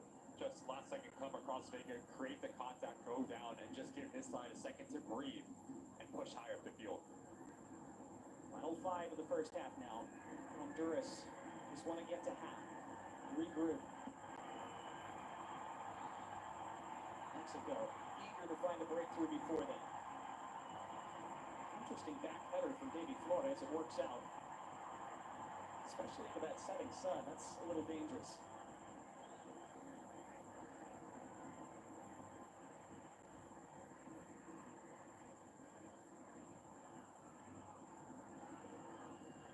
There's no real options for Honduras playing forward, doing a lot of the dirty work in defending. One-touch movement from Mexico. Mora deftly for Ruiz. Then one touch out to Chavez. Teo Chavez wanted to serve something into the box. Didn't feel that he had enough options there. Catch by Alvarez. Fed from Montes. Lunging forward from his center back spot. You know a team's dominating possession when the center back's that high. Now slid down the line and pulled back in the direction of Ruiz. Ruiz! Save Menjivar. Second ball scrambled wide. Shouts for a penalty from Mexico. For now, it's a corner. VAR will take a look. This is all about the movement on the front line. Watch right side of your screen. Jimenez, as he continues that near push run that allows Ruiz to come back to the cutback here. Good recognition to turn his hip, but this ball needs to be played into Alvarado again. Tries to pick it out at that far post. Anita doing a really good job at denying the initial ball, but quickly gets onto his feet. And good recognition for Martinez. Just to get there right before Alvarado and deny Mexico that opening goal here. Great challenge by Julian Martinez. Vega's out swinging corner now. Flicked up into the air and then further cleared. Honduras could have something on the counter. White shirt streaming forward. Araujo hustling back with a wonderful first touch that is. And in on his left side as Rosales tries to pull it back to the penalty spot. And it's cleaned up and punted away by Ruiz. Best chance Honduras have had in a while. Fantastic recognition from the outside back. Rosales an even better technical skill to take this touch out of the air in full stride. Top class here. And then have the awareness to try to cut this into his teammate. That makes a secondary run. That's exactly why you bring Ruiz into this team for Mexico. The ability to close down the space and win that second ball on top of the defending 18-yard box in Mexico. Vasquez had stayed down for a moment. And Kiva said a few minutes ago he hadn't had a save to make. He has now. It was a good one. And his teammate to thank that the rebound wasn't put home.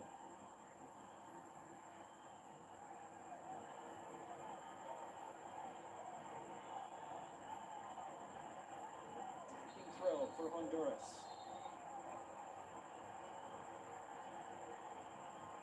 Salas.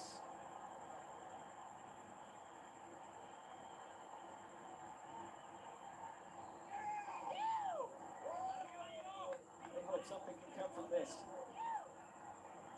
Is Rosales to catapult it into the box. Headed backward by Montes toward that corner flag. Mexico claiming a foul. It's just a throw.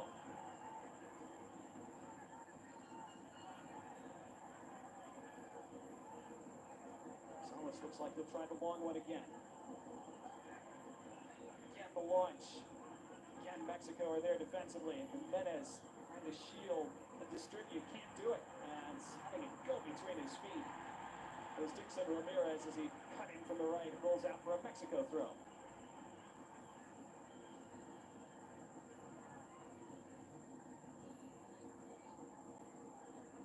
Fantastic action here from Honduras. It starts with Martinez being really aggressive and not allowing Jimenez to turn and just playing this ball up the field. Deflected toward the middle of the pitch and settled by Kyoto. He's hardly had a touch in this first half. He can attack it now. And it is a free kick for Honduras.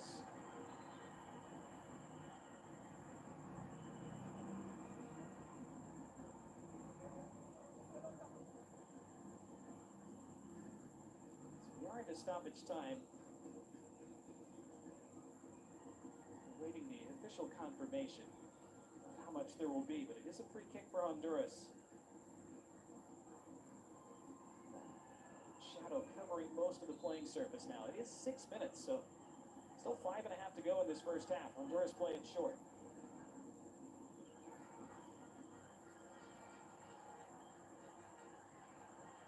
Honduras would love to get this game into halftime, at least at 0-0.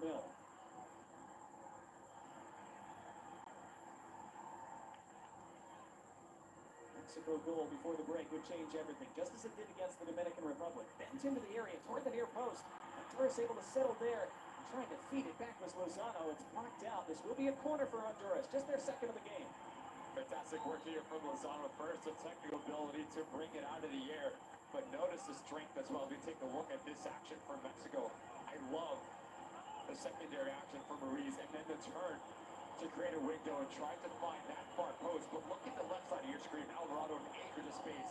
That's about the third time that we've seen a team not like to do that extra pass and be a little bit unselfish. Rosales with the outswinging ball. Top of the 6-yard area. Kyoto was marauding for it. Now the whistle goes. Free kick for Mexico. Could have been worse for Honduras, though. Mexico were on the verge of breaking away.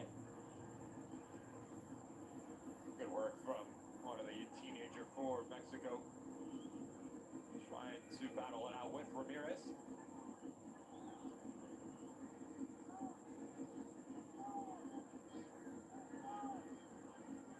4 minutes, the first half stoppage time remaining. Ruiz, scooped for Araujo. Araujo into the area, back post, Raul Jimenez missed it well wide. And by his standards, that's a bad miss. Big chance for Mexico at stoppage time. Great ball in from Araujo on the left side of your screen. I just want you to watch the movement of Jimenez as he plays off the blind side of Maldonado. Meets this ball at a perfection angle, but needs to head it back across into this far post. Just mistimes it. Gets his leap right, but unable to read the flight of the ball and just pulls it wide. Break for Honduras before half. First times in this first half, they've lost Raul Jimenez in the box. And that is when Jimenez is at his best. The ability just to wiggle free of his individual marker and play off the blind side.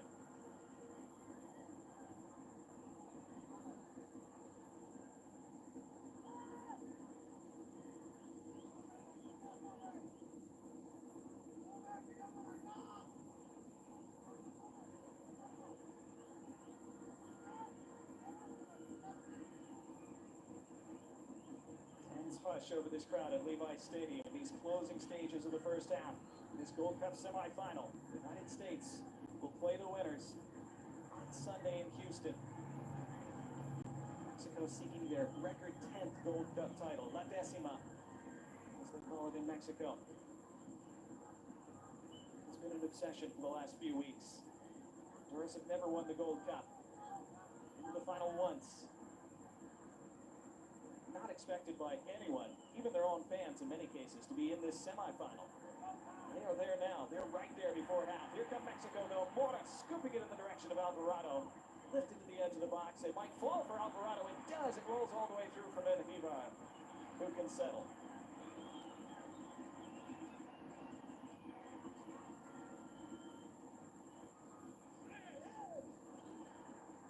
This ball might stay in play. Not quite. Hustled after by Ramirez. It is a throw for Honduras, though. And they won't be in any great rush. Just don't have the legs right now, Honduras, to just offer anything going forward. Doing a lot of the work defensively behind the ball, getting all 11 players behind, making their lines very compacted, very tight. That's something that we expected coming in to this semifinal. But in doing that now, you sacrifice numbers going back the other way. Back by Kyoto for Davy Flores, who hit it well. Second ball is a hesitating volley. Taken by Vega. Whips it out.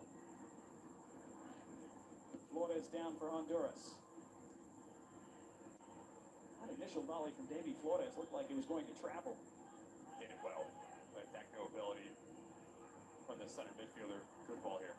Last attack the first half from Mexico, and cross from Araujo, not what he'd envisioned.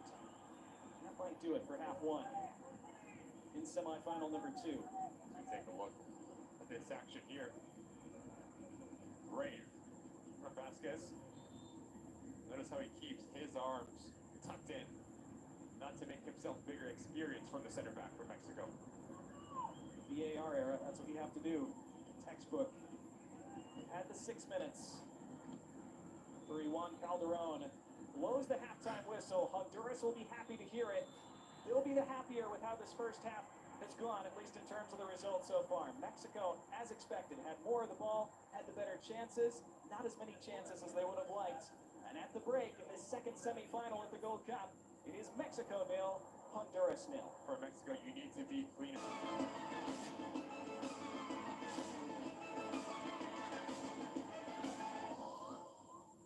Anytime I kiss your face, I smoosh your.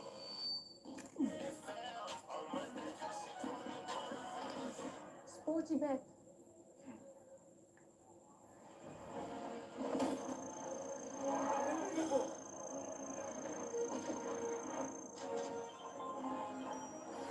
Wow, amazing.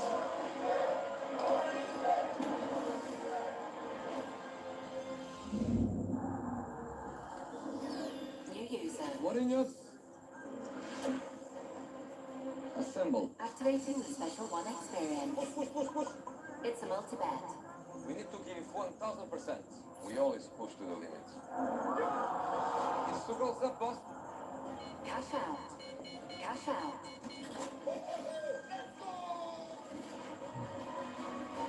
I am Jose Mourinho. I am football.com. Elevate your banking experience with 10. It's time to invest in your future. Make a wish. Make it real. 10. The right equation for smart leave-in.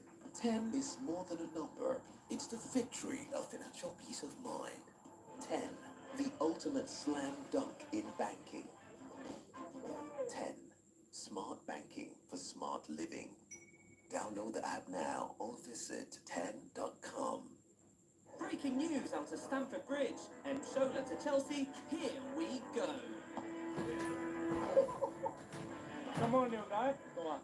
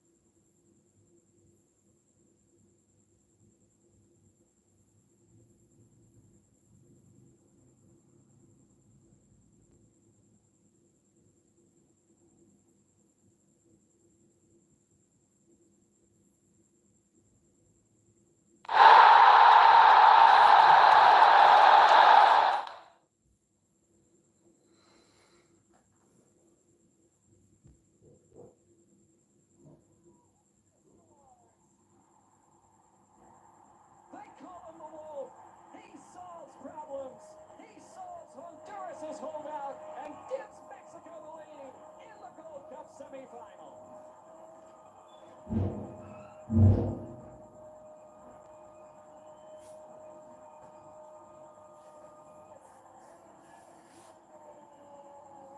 Dream start to this second half for Mexico. The better side in the first half, the ability to create opportunity after opportunity.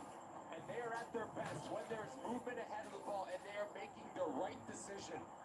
Compose from the teenager to play in between the lines, but I also want you to watch the movement of Alvarado as he comes across. That opens up the passing lane into Jimenez. Technical ability from the striker, head down, plays it through this ball, and just pounces on this thing. Back across the green, no chance for the goalkeeper. And just like that, Mexico take the lead in this semi-final in the Gold Cup. Set up by the 16-year-old Gilberto Clara. The perfect ball into Jimenez's path. Perfect finish, as you said. The perfect start to the second half for Mexico after they've come under some pressure. The first spells of sustained pressure from Honduras in this game. That's where Mexico's cutting edge makes the difference. Mora's in again for them here. By the end line, Mora pulls it back, what a save! And then scrambled away. Mexico almost scored twice in a minute. Then Levi, just as he did against Panama, keeping Honduras in it for now. How good has Mora been in the last back-to-back actions for Mexico? His decision-making and the composure for the teenager. Once he does get to the final third, he just slows the game down and makes the right decision. Then Sandrishkin continues his movement, head up the whole way, letting this play develop, which gives Alvarado the ability just to crash on top of that 6-yard box. Many are doing a good job at just coming across and cutting down the angle. Doesn't know much about it, but big time save for the goalkeeper of Honduras. Mexico almost scoring twice in a minute. Mora almost had 2 assists in a minute. Alvarado now, who was denied that goal a moment ago, is shielded off it here. It's a goal kick.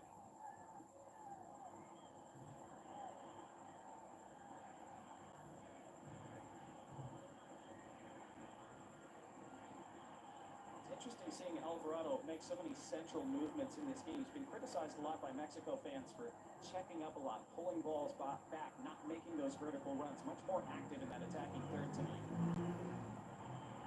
You have the ability to play off the shoulder of a center forward like Jimenez. He just occupies so much attention and requires a lot of the two center backs in terms of their movement, so that in theory that should free up one of Vega or Alvarado. Alvarado's been more of the active player, just picking in between lines and being really aggressive within his movement.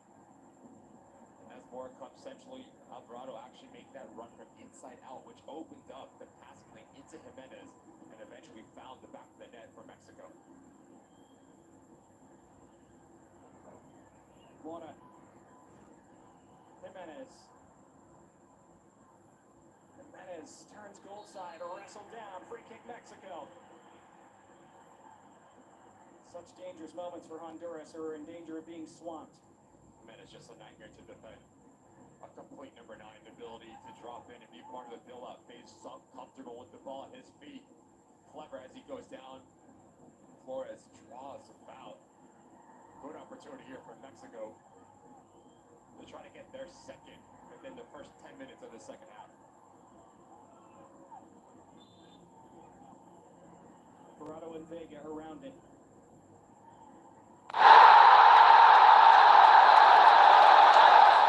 Mexico's threat from these set pieces. Vega leaves it for Alvarado. Great ball in, and it deflects off the post, stays on the line, and then scrambled in. And Mexico have a second. It's the captain, Edson Alvarez. An L-tree at the best start possible in the second half. 2 goals and 1 foot in the final.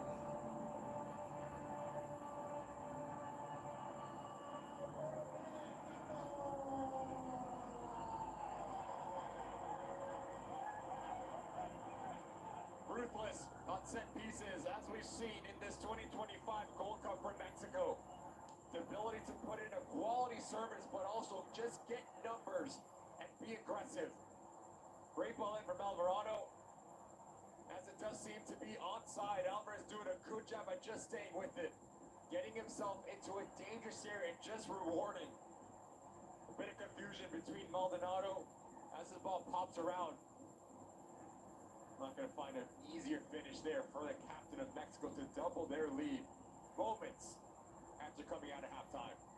That first save for Menkivar was incredible, by the way. There's almost no goal twice off Daniel Maldonado. And then it just falls right to Alvarez's path. There was some question whether Alvarez might have been offside from the initial delivery. He was very close. The VAR room will be taking a look, of course, to make sure. And now Javier Aguirre able to blow a kiss.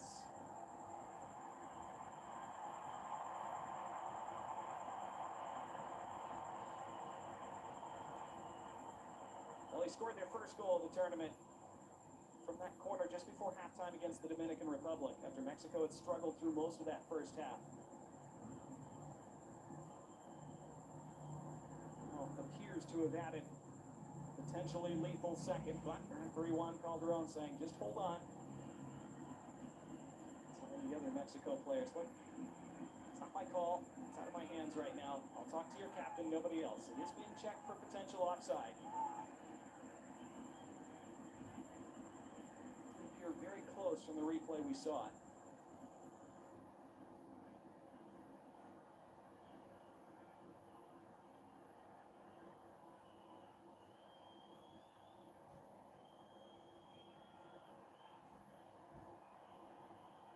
This is where they'll be drawing the lines in the VAR room, determining if Alvarez was the right or wrong side of the last defender when the ball was delivered.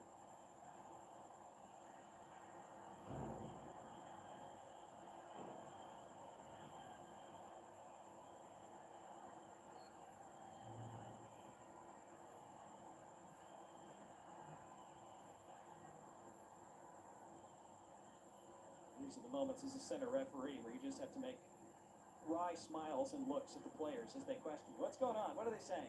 Tell us something.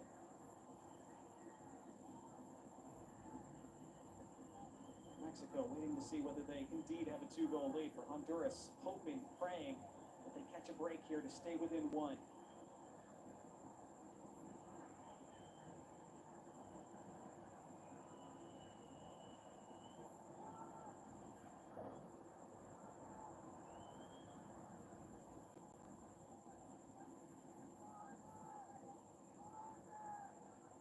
Goal deficit, certainly not impossible, but the way Honduras have struggled to string attacks together, it will be very difficult to overturn. Will this goal be overturned? We're still waiting that verdict.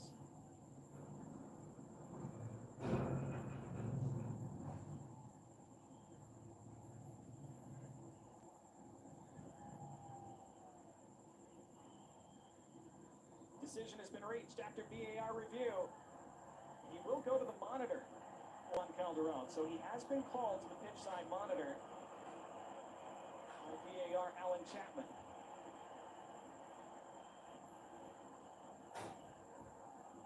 This goal is very much in question now. Let's see what he's being shown. Well, there are the lines. You can see how close it is. Delivery from Alvarado. Alvarez, the player who winds up scoring now, does it come off the defender first?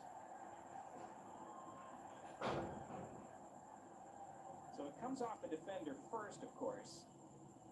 It's saved off the post by Menkivar. So was that enough of an action from the defender to negate the offside? Needs to be an intentional play on the ball and a deliberate from this back line of Honduras. So that play right there as Martinez comes in, is he keeping Alvarez onside? That is the question right now from Juan Calderon and Alan Chapman in VAR. Are they also possibly checking for handball here? So have they determined that the goal was offside, but there might have been a penalty for handball on the defender with this initial contact? So there's the offside. So it appears that's been determined that the player was off. Well, what's the final decision here from Juan Calderon?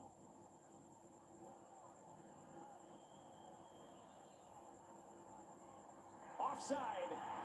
No goal, and Honduras stay within one. But by an inch. Disbelief here at Levi Stadium. The shoulder of Alvarez. Beyond the back line of this Honduras backside. The lines are drawn. And an offside. Still 1-0 in favor of Mexico here at Levi Stadium.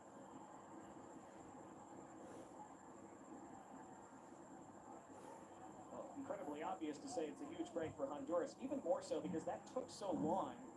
It's given Honduras a chance to reset a bit, catch a breath.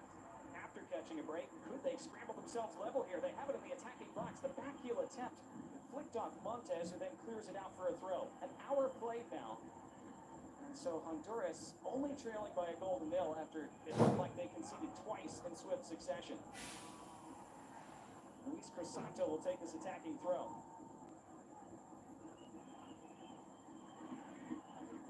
Keeping it into the box. Jimenez finishes the clear. That's where Mexico are so tough to beat, though. Even when you get a set piece or an attacking throw, they're so good in the air, whether in the attacking box or their own. Scenario dominant throughout this back line of Mexico. The ability to win their individual goals and how organized they are. Clear responsibilities, as we see Forrest get caught. Forrest having himself a second half.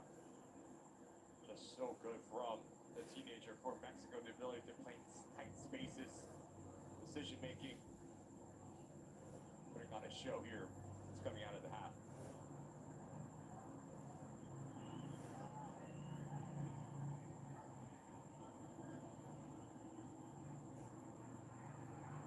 Honduras trailed for a long time against Panama in the quarterfinal. Slowly grew into the game as that second half wore on. Equalized in the 82nd minute to force penalties. And they then advanced. Could they do something similar against Mexico tonight? Mexico, of course, always a difficult team to do that against, but not out of the question yet. That goal was disallowed. The Oles are out for the Mexico fans, though. They're still feeling pretty good. It's not the best goal, though, from Edson Alvarez. Uncharacteristically, David Flores harassed by Jimenez and fouled.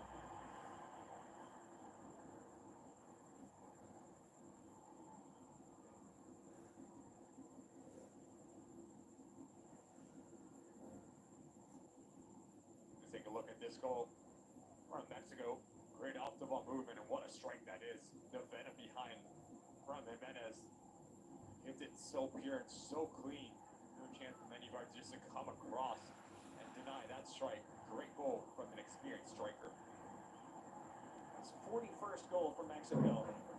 Third all time on their goal scoring list. And only Jared Borghetti with 46. Chicharito Hernandez with 52 for El Tri.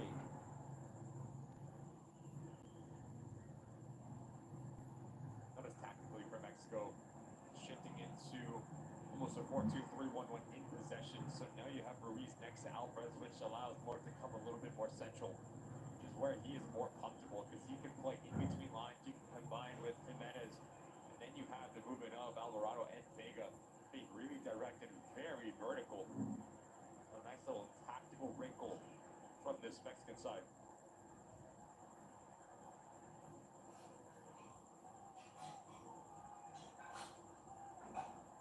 Do Honduras have to get a little more aggressive with their press now since they're trailing? Can't just let Mexico pass them to death. If they do step up now, the compactness comes into factor. Because the last thing you want if you are Honduras is to allow your front three to be really high pressing, but also have about a 15 to 20 yard gap in between lines. Mexico's too good, they'll break through you. So if Lozano, Quioto, and Ramirez do step up, now that middle three and back three need to do it in unison, and just to condense that space in between lines.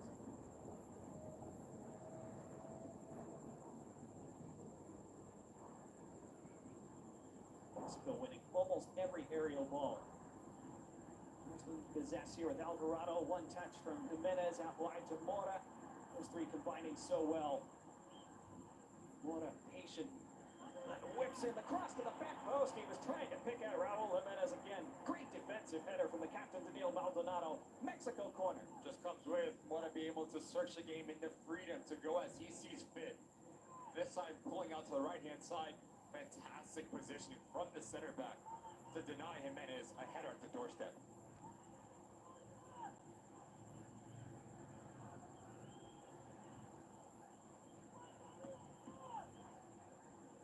Honduras on the ropes. Trying to avoid the knockout punch. Vega hopes to supply it. Ball in! Headed and blocked. It was Montez with an unmarked header. Honduras might have something on the counter. Rolling the other way, Dixon Ramirez. Well, the underlap was being presented by Ramirez, but Rosales didn't see a route toward him. Now a free kick given to Honduras. That's not a great foul for Mexico to give away. And with 25 minutes to go, attacking set piece for Los Catrachos after this chance for Mexico at the other end. Great ball in. Good work from Montes to boot his individual marker, but as Younger comes across, makes himself big and denies a free header. This ball needs to land right on top of that 6-yard box in front of Malagon's goal. Just ask some questions and test the shape here. In swinging ball with the left foot. It's a good delivery. Header to the edge of the area, then struck with the left, but wildly wide. Honduras haven't had many looks, and when they have, they've not been accurate. Just a nightmare for a goalkeeper to deal with that sort of angle because you have to be aware of the traffic oncoming. And just notice the run from Alvarado as he starts centering. He makes that far post run, which opens up an avenue to Jimenez. Good individual skill, even better decision making, and a ruthless finish to cap it all off for Mexico. Scored in the opening game at the Gold Cup against the Dominican Republic. Missed several other chances. To be fair, he's had a couple of incredible saves made against him as well. Keylor Navas most spectacularly against Costa Rica. They could have had 3 or 4. Now he has 2 for the tournament, but 2 big ones. This one, for the moment, would be sending Mexico through to the final as things stand. The United States waiting on Sunday.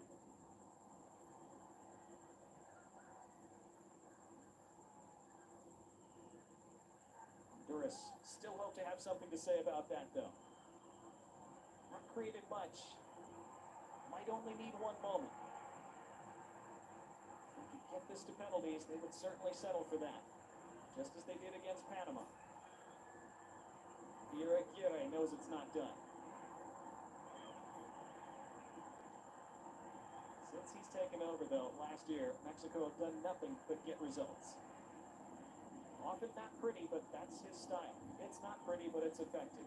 He's been like that his whole career, Aguirre.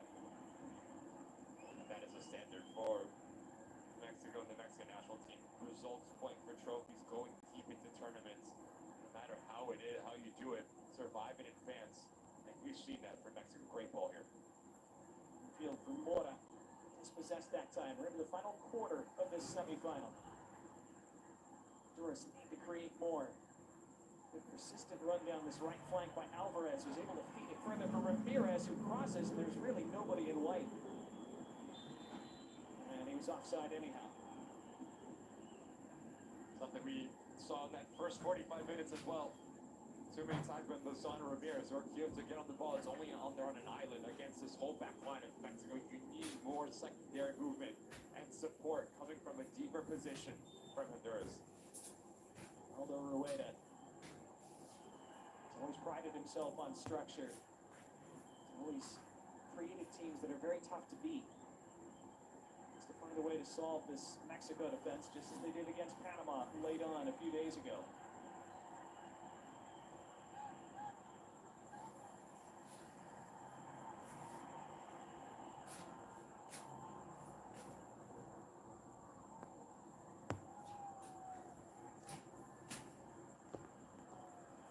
Always sniffing around for a mistake, but a little overzealous that time. During free kick.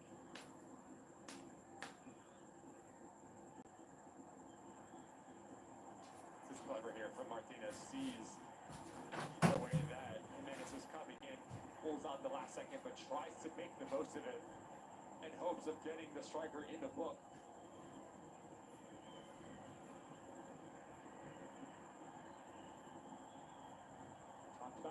Honduras lost their first game at this tournament 6-0 to Canada. Looked like they'd get nowhere near the semifinal the way they played that day. Responded brilliantly since. Up against it though now in this semifinal. Time starting to work against it. This will be an attacking throw though.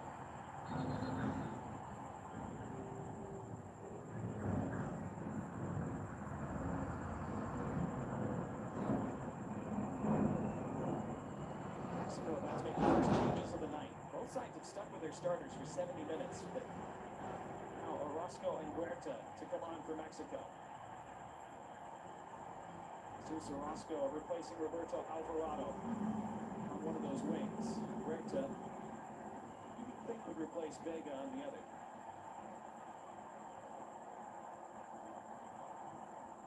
Honduras are going to make a couple changes as well.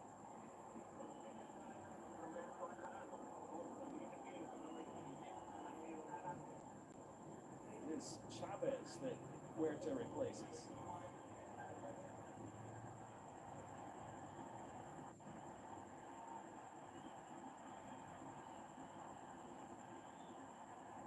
Mexico sending those two attackers on.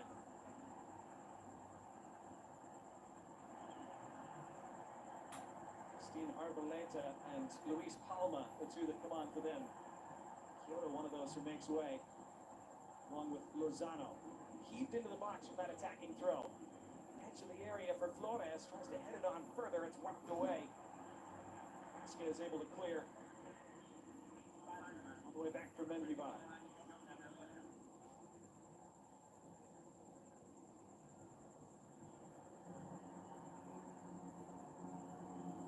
A lot to digest with those four changes, two for either side. Luis Palma, a guy who's seen as the biggest star for Honduras, but he's been in tough form for the last year. They're able to win this header, but at the expense of a foul.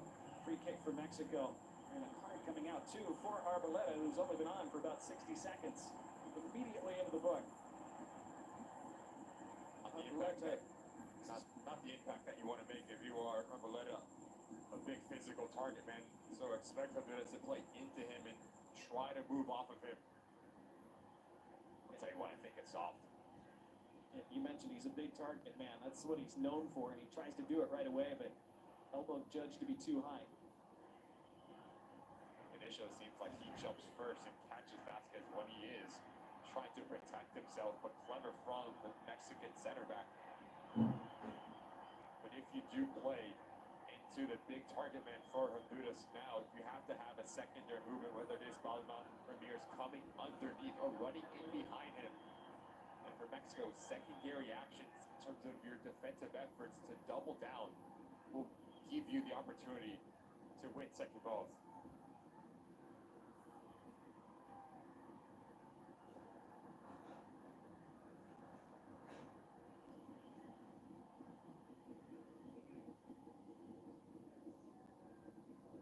For Mexico, by a goal in the final 20.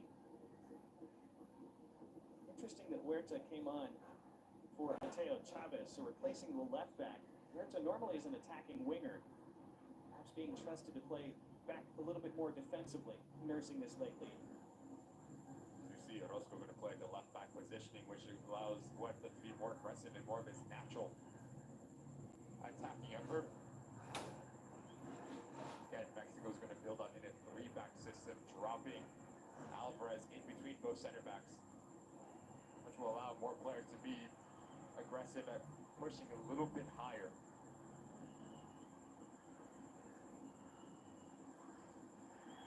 Ennis taking the contact, referee tells him to get up.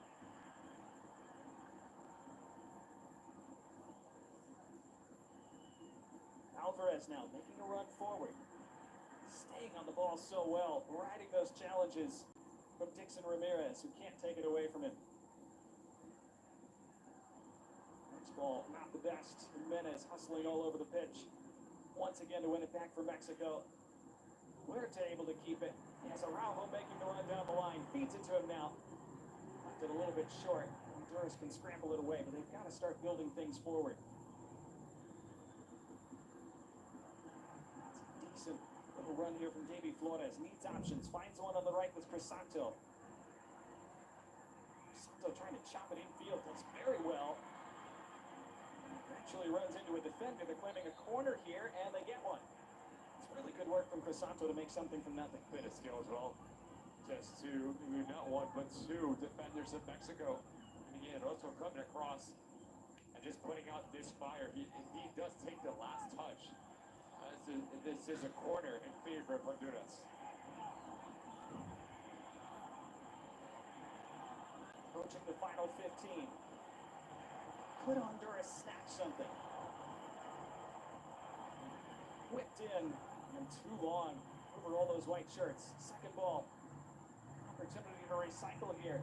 Putting cross in, and Malagón was flapping at it. Nobody at the back post for Honduras. Goal kick from Mexico. You need someone making that secondary post run. It's a fantastic ball in. You have the presence essentially, but if someone just gambles a little bit, it's a doorstep, it's a dream ball. You see the frustration from all the Honduras fans. Just a bit too pedestrian like in the final third. Cesar Huerta down holding his head. Heart is out for Arriaga.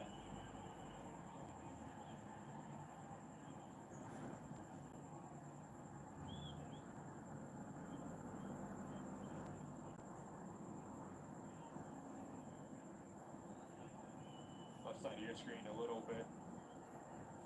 Just silliness here from Arriaga. Frustration. Just pushes Huerta at the head, deserving of a yellow card. It's another cross, though, that Luis Malagón comes for. It doesn't get close to it. It's becoming an area of concern for Mexico. It might not cost them tonight. Hasn't cost them yet in this tournament. Could it maybe in the final if they get there? Certainly going into a World Cup next year, that's where you would really be concerned about that kind of thing. And of course, is what all of this is building towards. Santi Jimenez is going to come on for Mexico.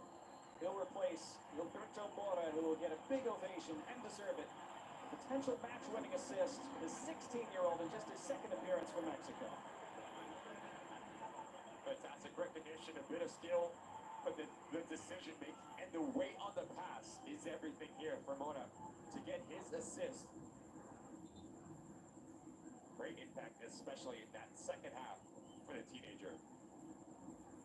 Interesting that Javier Aguirre has left Raul Jimenez on. He's put the two Jimenezes out there together, which he did quite a bit in the Nations League finals in March. The first game of this tournament as well. He'd gone away from that two-striker look since then. Back to it now for these final minutes against Honduras in the semifinal.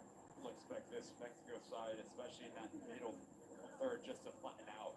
So you have a 4-4-2 with Vega dropping at that left back position. Then you have Ruiz Alvarez essentially quite like the right midfielder, just trying to be a little bit more compact and create a foundation on both sides of the ball now. Honduras, space on the left.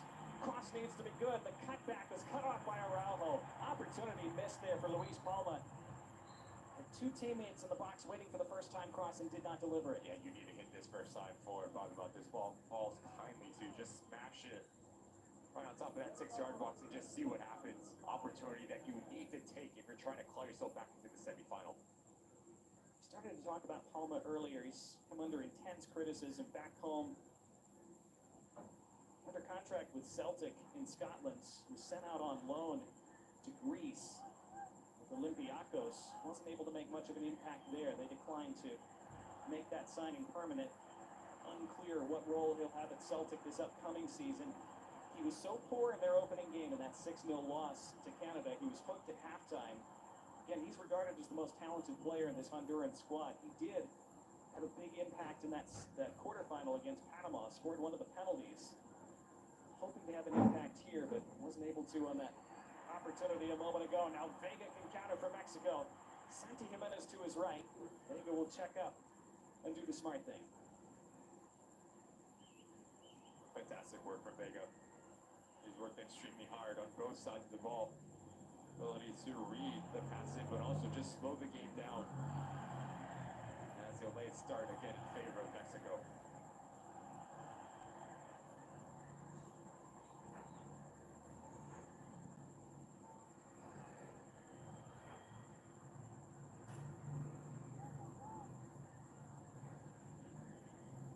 Raul Jimenez literally flying everywhere for Mexico.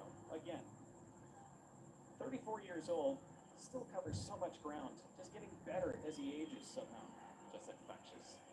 Every single one of this team is just to see the work rate from Raul Jimenez, to want the opportunistic nature.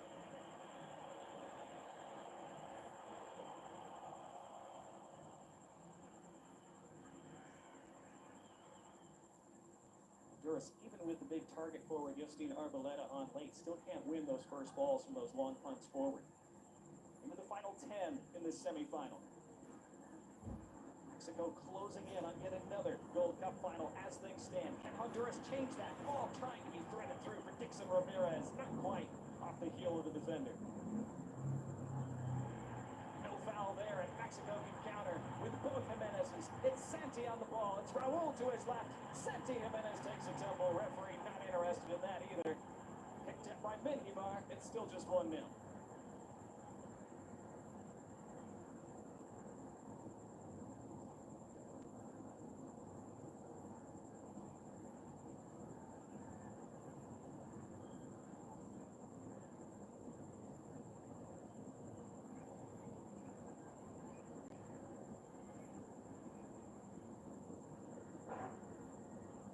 Where Honduras need to find solutions going forward, and they're just not presenting themselves. The ball needs to move quicker. The tempo is far too slow. No movement ahead of the ball, which just plays in favor. Look for the ball forward here, handball against Dixon Ramirez. And if you are, there's you can live with that type of movement from Ramirez, because what that's going to do, that's just going to hit back this Mexican back line. Look at your handball.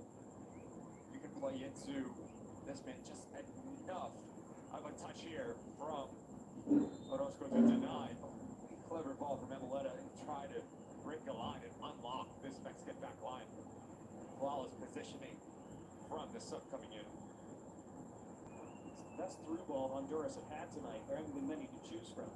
Mostly been transitional moments or just trying to play a little bit more direct. Hasn't been enough quality with the ball on the ground and trying to break through lines in terms of combination play. Compared to after this, to it by Martinez. Once kept in play spectacularly. Maybe Flores. Good first touch, second touch though, big collision. Which way is this going? This is going to be a free kick for Honduras. Sousa Roscoe whistled for the foul, and he's booked.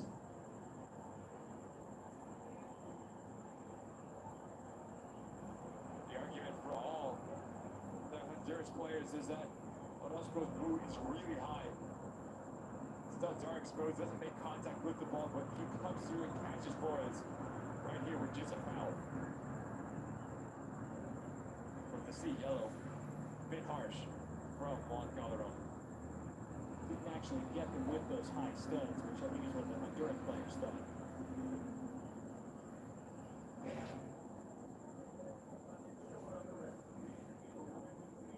Honduras making their third change of the night. Carlos Pineda comes on for these final minutes, placing Jorge Alvarez.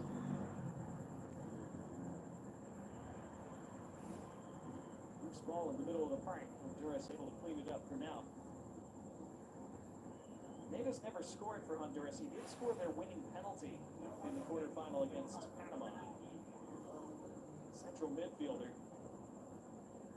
Honduras just don't have a lot of out-and-out goal scorers to throw on late in a game like this. Just not enough fight for this Honduras side through the first 84 minutes here. A team that's only scored 5 times in this Gold Cup.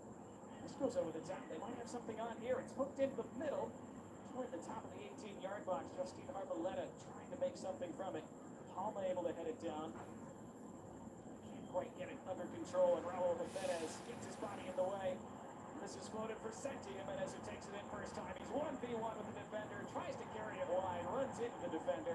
Then Levi acrobatically keeps it in play. Honduras can go the other direction. Starts with a fantastic work from Jimenez. Even better pick out from Alvarez to go over the top. Put his head in from Maldonado. Textbook 1v1 defending. Good opportunity here. Great for Dixon Ramirez. Speeds into Palma, tries to vacuum it in Ramirez's direction. He then looks for a free kick.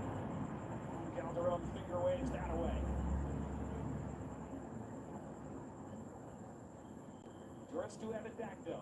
Mexico sitting a little deeper now. Honduras hunting a desperate late equalizer to try to force penalties in this semifinal. There is no extra time. Honduras were to level it. After 90 minutes, go straight to penalties. But right now, it's Mexico doing enough once again. Set up a showdown with the United States in the final on Sunday. Unless, as Araujo puts this out with 5 minutes to go.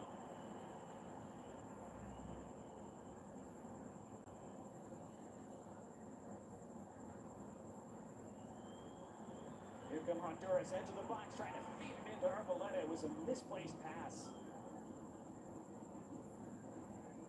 Recycled for Crisanto. Honduras finally showing some danger on the ball.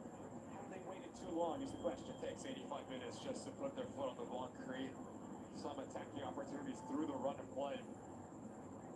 The quality is there, but the execution continues to lack. It's been better in terms of the want to try to score goals. First touch was missed and then whacked across the face of goal. Again, Mexico had bodies in the right spot to clear it. It's an initial mistake for the Mexico defense.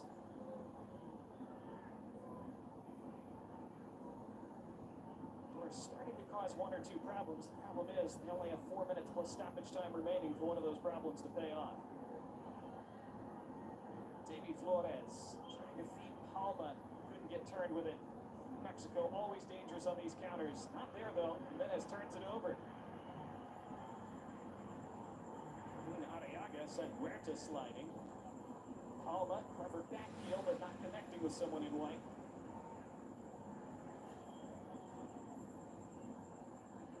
Mexico have only lost 3 Gold Cup semifinals ever. This is their 15th in total.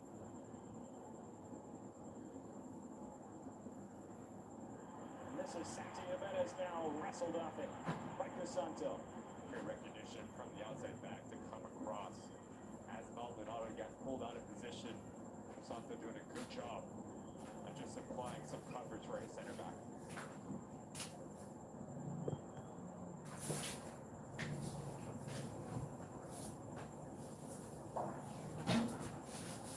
Much stoppage time will there be at the end of these 90 minutes? Honduras will hope for as many as possible, of course.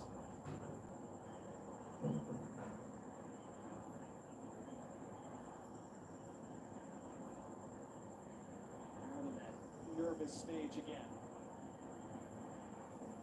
Long out of the back from Martinez. Palma wins the chest down. Arboleda spreads it wide. Return with it, Rosales, forced back. Arriaga. Davy Flores. Plays for Toronto FC, Major League Soccer. Key figure for this Honduran team, but he's only scored once in over 50 appearances. That's not really his game. Somebody's going to have to score for them in these last few. It's a good run down the line from Palma, who wins a free kick and draws a card on Araujo. Gives him a little shove afterward as well. That's a bit too tight. Araujo here too. Palma, he reads it. It's a long touch around the corner. A bit faster. I don't know exactly what he's doing. Beating a transitional moment, deserving of a yellow card. An opportunity here for there's just to put this ball right in front of Alagon's goal. Especially with the big bodies in the traffic oncoming, can be a nightmare for the goalkeeper.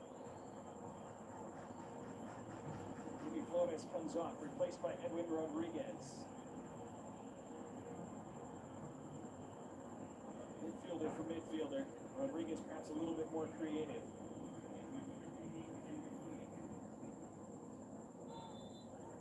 Luis Malagón have to make a big save late for Mexico. He's only had to make one save tonight. In by Palma. And doesn't beat the first man. Araujo away for Mexico. There's not enough quality of set pieces. Great touch. Around the corner from Rosales. First time ball in the middle, but again, the center back Vasquez in the way.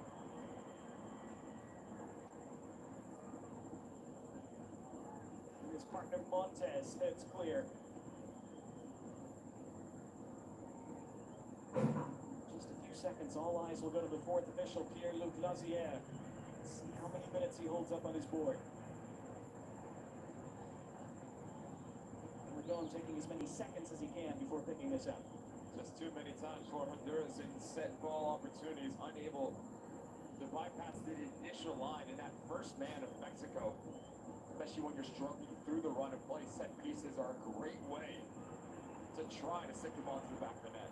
Huerta. Goal kick. 6 minutes is the answer. 6 additional minutes for Honduras to grab an equalizer and force penalties. 6 more minutes, now 7 apparently, for Mexico to hold out. They make 2 more changes. Orbelín Pineda. Somebody's replacing Raul Jimenez, who, as things stand, has the winner because of this. Fantastic recognition here from Jimenez to stay wide, and when he sees the space, notice the timing when he takes off. Hits this ball in stride.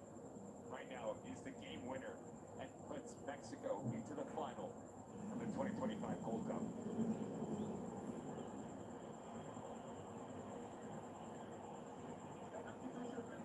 He takes his time off the pitch. He is saluted. Orbelín Pineda and Clara, the two come on. Marcelo Ruiz, the other who's removed. So that's all 5 changes for Mexico. Clara, a defensive midfielder. Orbelín Pineda, more of a creative attacking midfielder.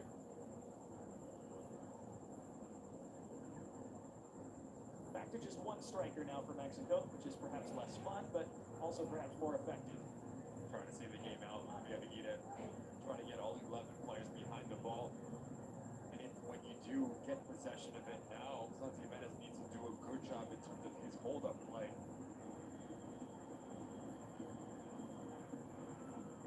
By Malagón.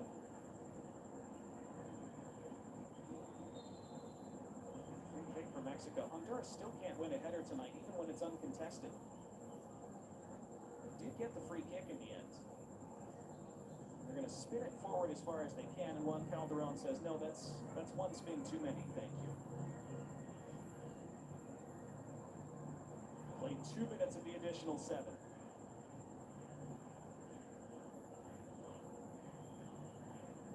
Honduras create 1 big chance before the end. Really created one all night. This is easily cut out by Orozco. Vega fluidly around the edge of Ramirez.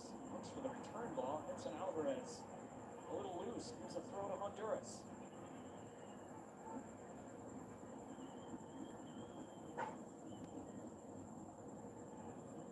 There's no real urgency right now for there's you're down a goal. 5 remaining in your Gold Cup tournament here. Just play direct. Be effective as possible. Play to your front line. Try to win second balls and just cause some issues. Everything is negative. Just plays into the hands of Mexico. Mexico pressing really effectively here. Ariaga has to go all the way back to Mendíbar.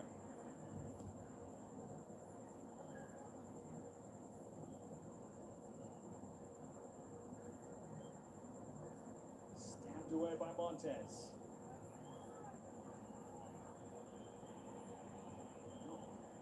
Javier Aguirre on the cusp of another final with Mexico. This is played long. In the direction of Dixon Ramirez. Don't win the first contact, they don't win the second ball. Mexico try to kill this by the corner if they can. That'll work from their standpoint. They win a free kick on the midfield line, given away foolishly by Pineda. Just no need here from Pineda. Just notice the extension of the left arm comes across. Frustration from the sub who just came on.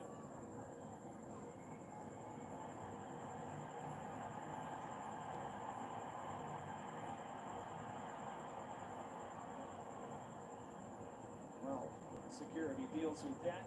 Javier Aguirre will have a chat with the 4th official. Ronaldo Rueda, he's done a phenomenal job to get this team rallied from that catastrophic seeming defeat in their first group stage match to Canada, falling 6-0.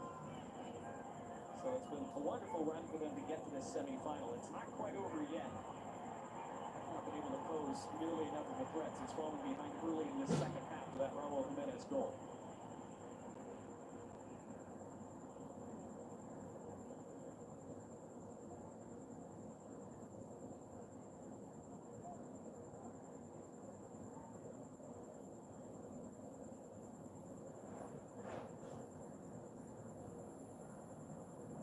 Interesting to see how much additional time might be added beyond these 7 minutes now. So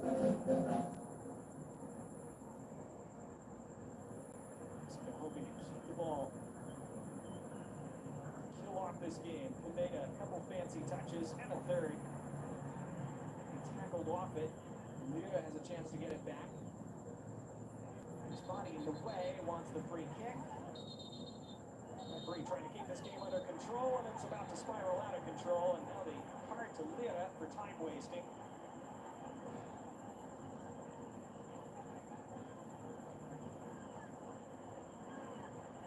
Steve Arboleda in the middle of things for a moment for Honduras. This isn't what they need to be doing, chasing a late goal.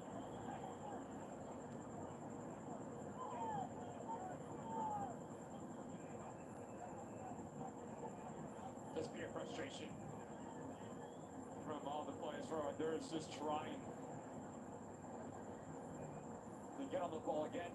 So doing a good job of just getting underneath the skin. Game within the game, to slow down the clock in their favor as they have a foot into the final.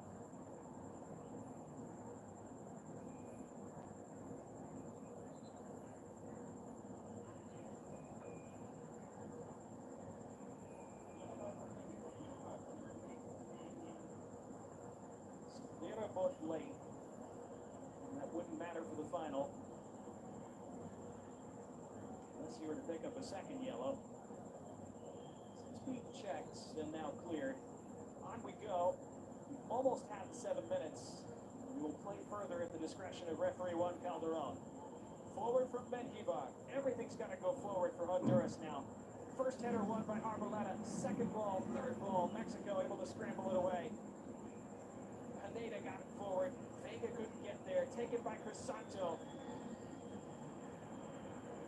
Alma couldn't reach that. Throw for Mexico. They're almost there.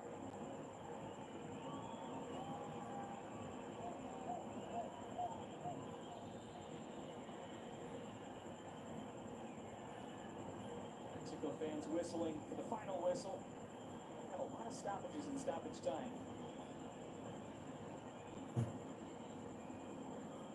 This is chested down by Arboleda, who was offside.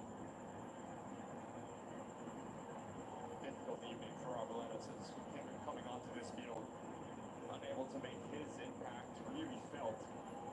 Big physical number 9, so you would expect this Honduras side to play into him. Silly mistakes, then just plays into the hands of Mexico, able to take seconds off the clock and just push this ball as far from their goal as they can. 17 minutes wins the header. Away by Maldonado. Araujo hammers it. Ibar takes. Is there anything left for Honduras? After a phenomenal run to these semifinals, could they create one more magical moment? Hammered long. Goalkeeper out. Easy take from Alarcon.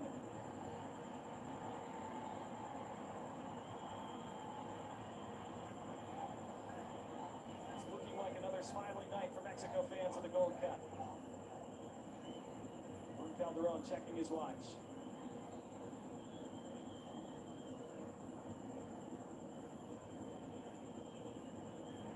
It's over. Mexico are back in the final and on the doorstep of La Decima.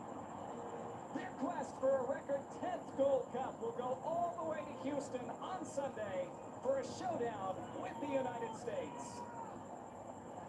It was not easy tonight. Honduras did their part to hang around, especially in the first half, but ultimately the the second half goal from Raul Jimenez, set up by the 16-year-old prodigy, Gilberto Mora. Enough for Mexico. It was El Tri outclassing Los Catrachos. It finishes tonight in the semifinal. Mexico 1, Honduras 0.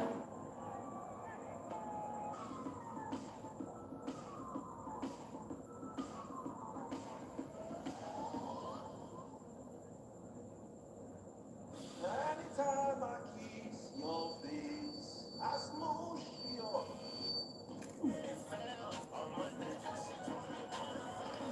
Sporty bet.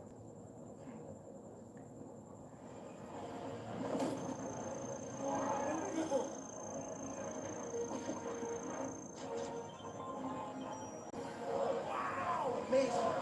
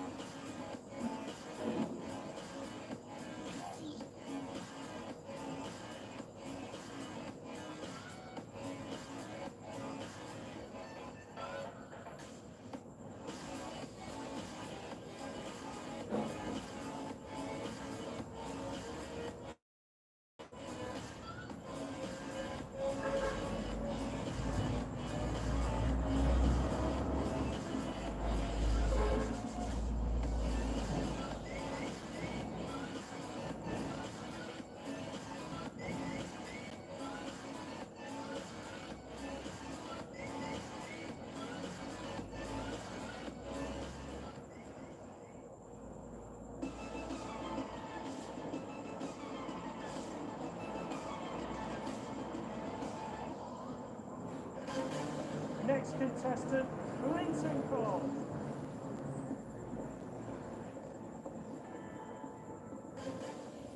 Anytime I kiss your face, I smoosh your eye.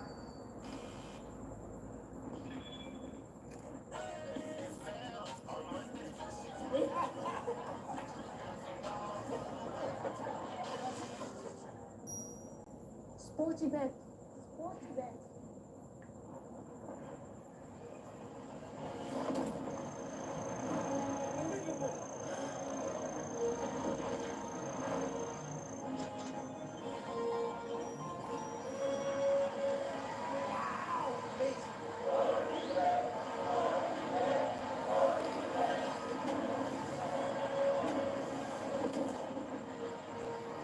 Oh, Sporty Bet.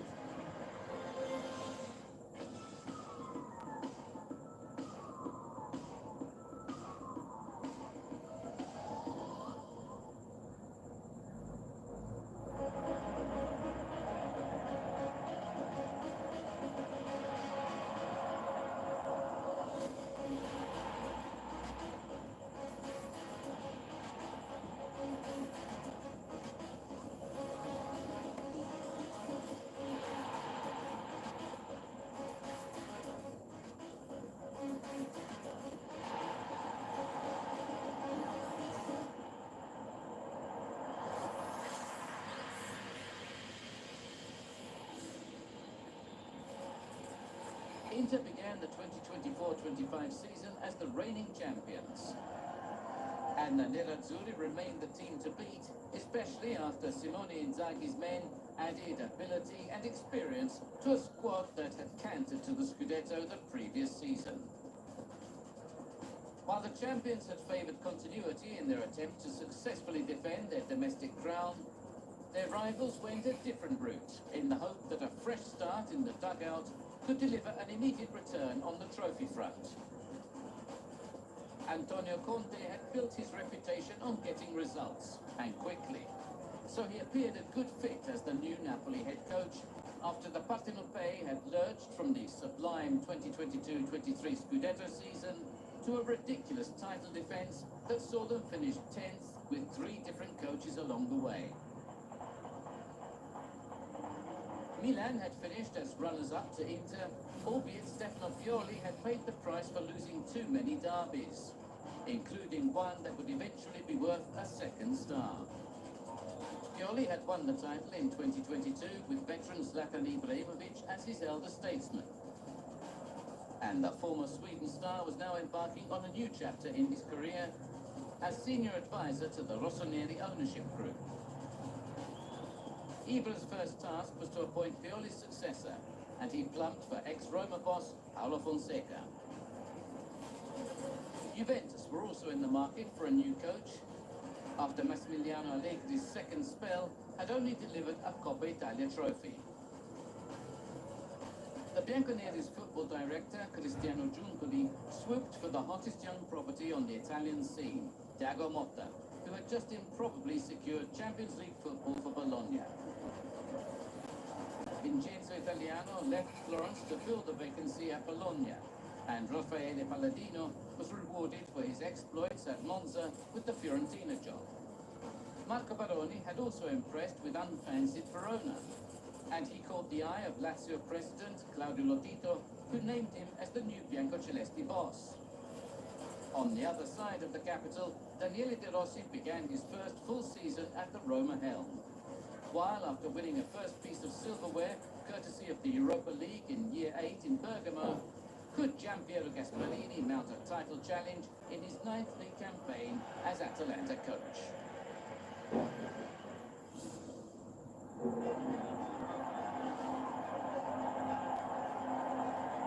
The previous 2 league titles have been secured by huge winning margins, with Napoli and Inter ending their Scudetto seasons 16 and 19 points clear of their respective nearest challengers. But it soon became apparent that the 2024-25 season would buck the recent trend, when the previous 2 title winners were joined by Atalanta in a pulsating 3-horse title race. That had appeared unlikely after Napoli came away battered and bruised from Verona's Stadio Bentegodi on the opening weekend. Elsewhere, Atalanta not only lost in Turin in round 2, It's saved! Milinkovic-Savic, heroics from the penalty spot. but at San Siro the following week as well, as Simone Inzaghi's Inter hammered home their status as La Dea's Achilles heel. Simone Inzaghi's Inter are already purring in the early portion of this season. It never rains, but it pours, goes the old adage, and that rang true in Bergamo when torrential rain pushed back Como's trip to Gevi Stadium by 24 hours. And Cesc Fabregas celebrated his side's first top-flight win since their Serie A return. Atalanta have forgotten how to defend, and Como showing top-flight promise. Atalanta were headed for a 4th defeat in 6 games to begin the season, until Samajic rescued a point at the Dalam. Napoli might have been beaten heavily on the opening weekend, but that reverse would merely galvanise the Partenopei. A breathless occasion ends with a Napoli win. As they took 25 points from a possible 27 in their subsequent 9 league matches. The 2 points they dropped were the result of a goalless draw in round 5 against a Juventus side that had yet to concede at that stage of the campaign. Another clean sheet for Juventus, 5 from 5. That meant Antonio Conte's side was 6 points clear of Atalanta, ahead of their meeting at the Maradona in matchday 11. But Lookman, he scored twice to stun the league leaders.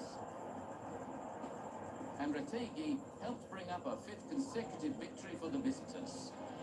It would be a league match without a goal for Matteo Retegui.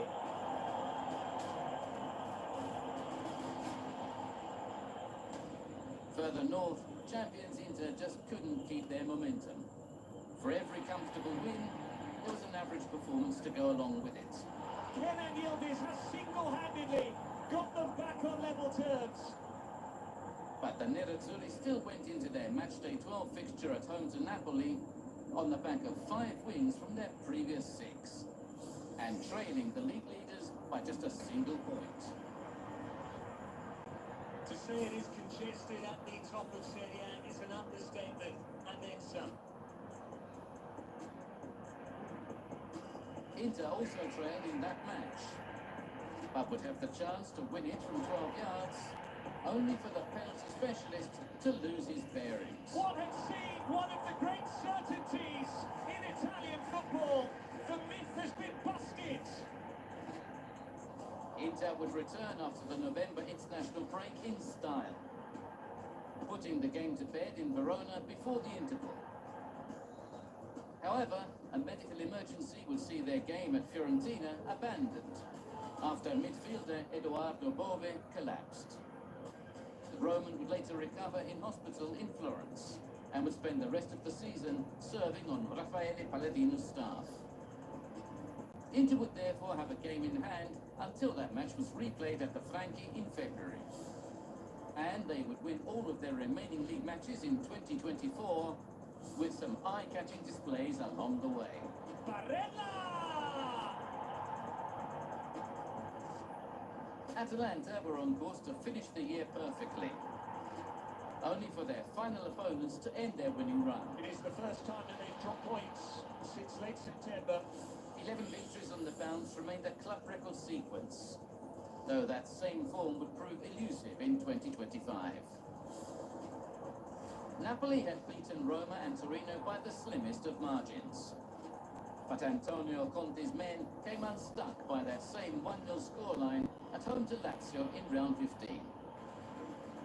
However, just like they had done earlier on in the season, Napoli needed to answer their critics, and they have done so in some style.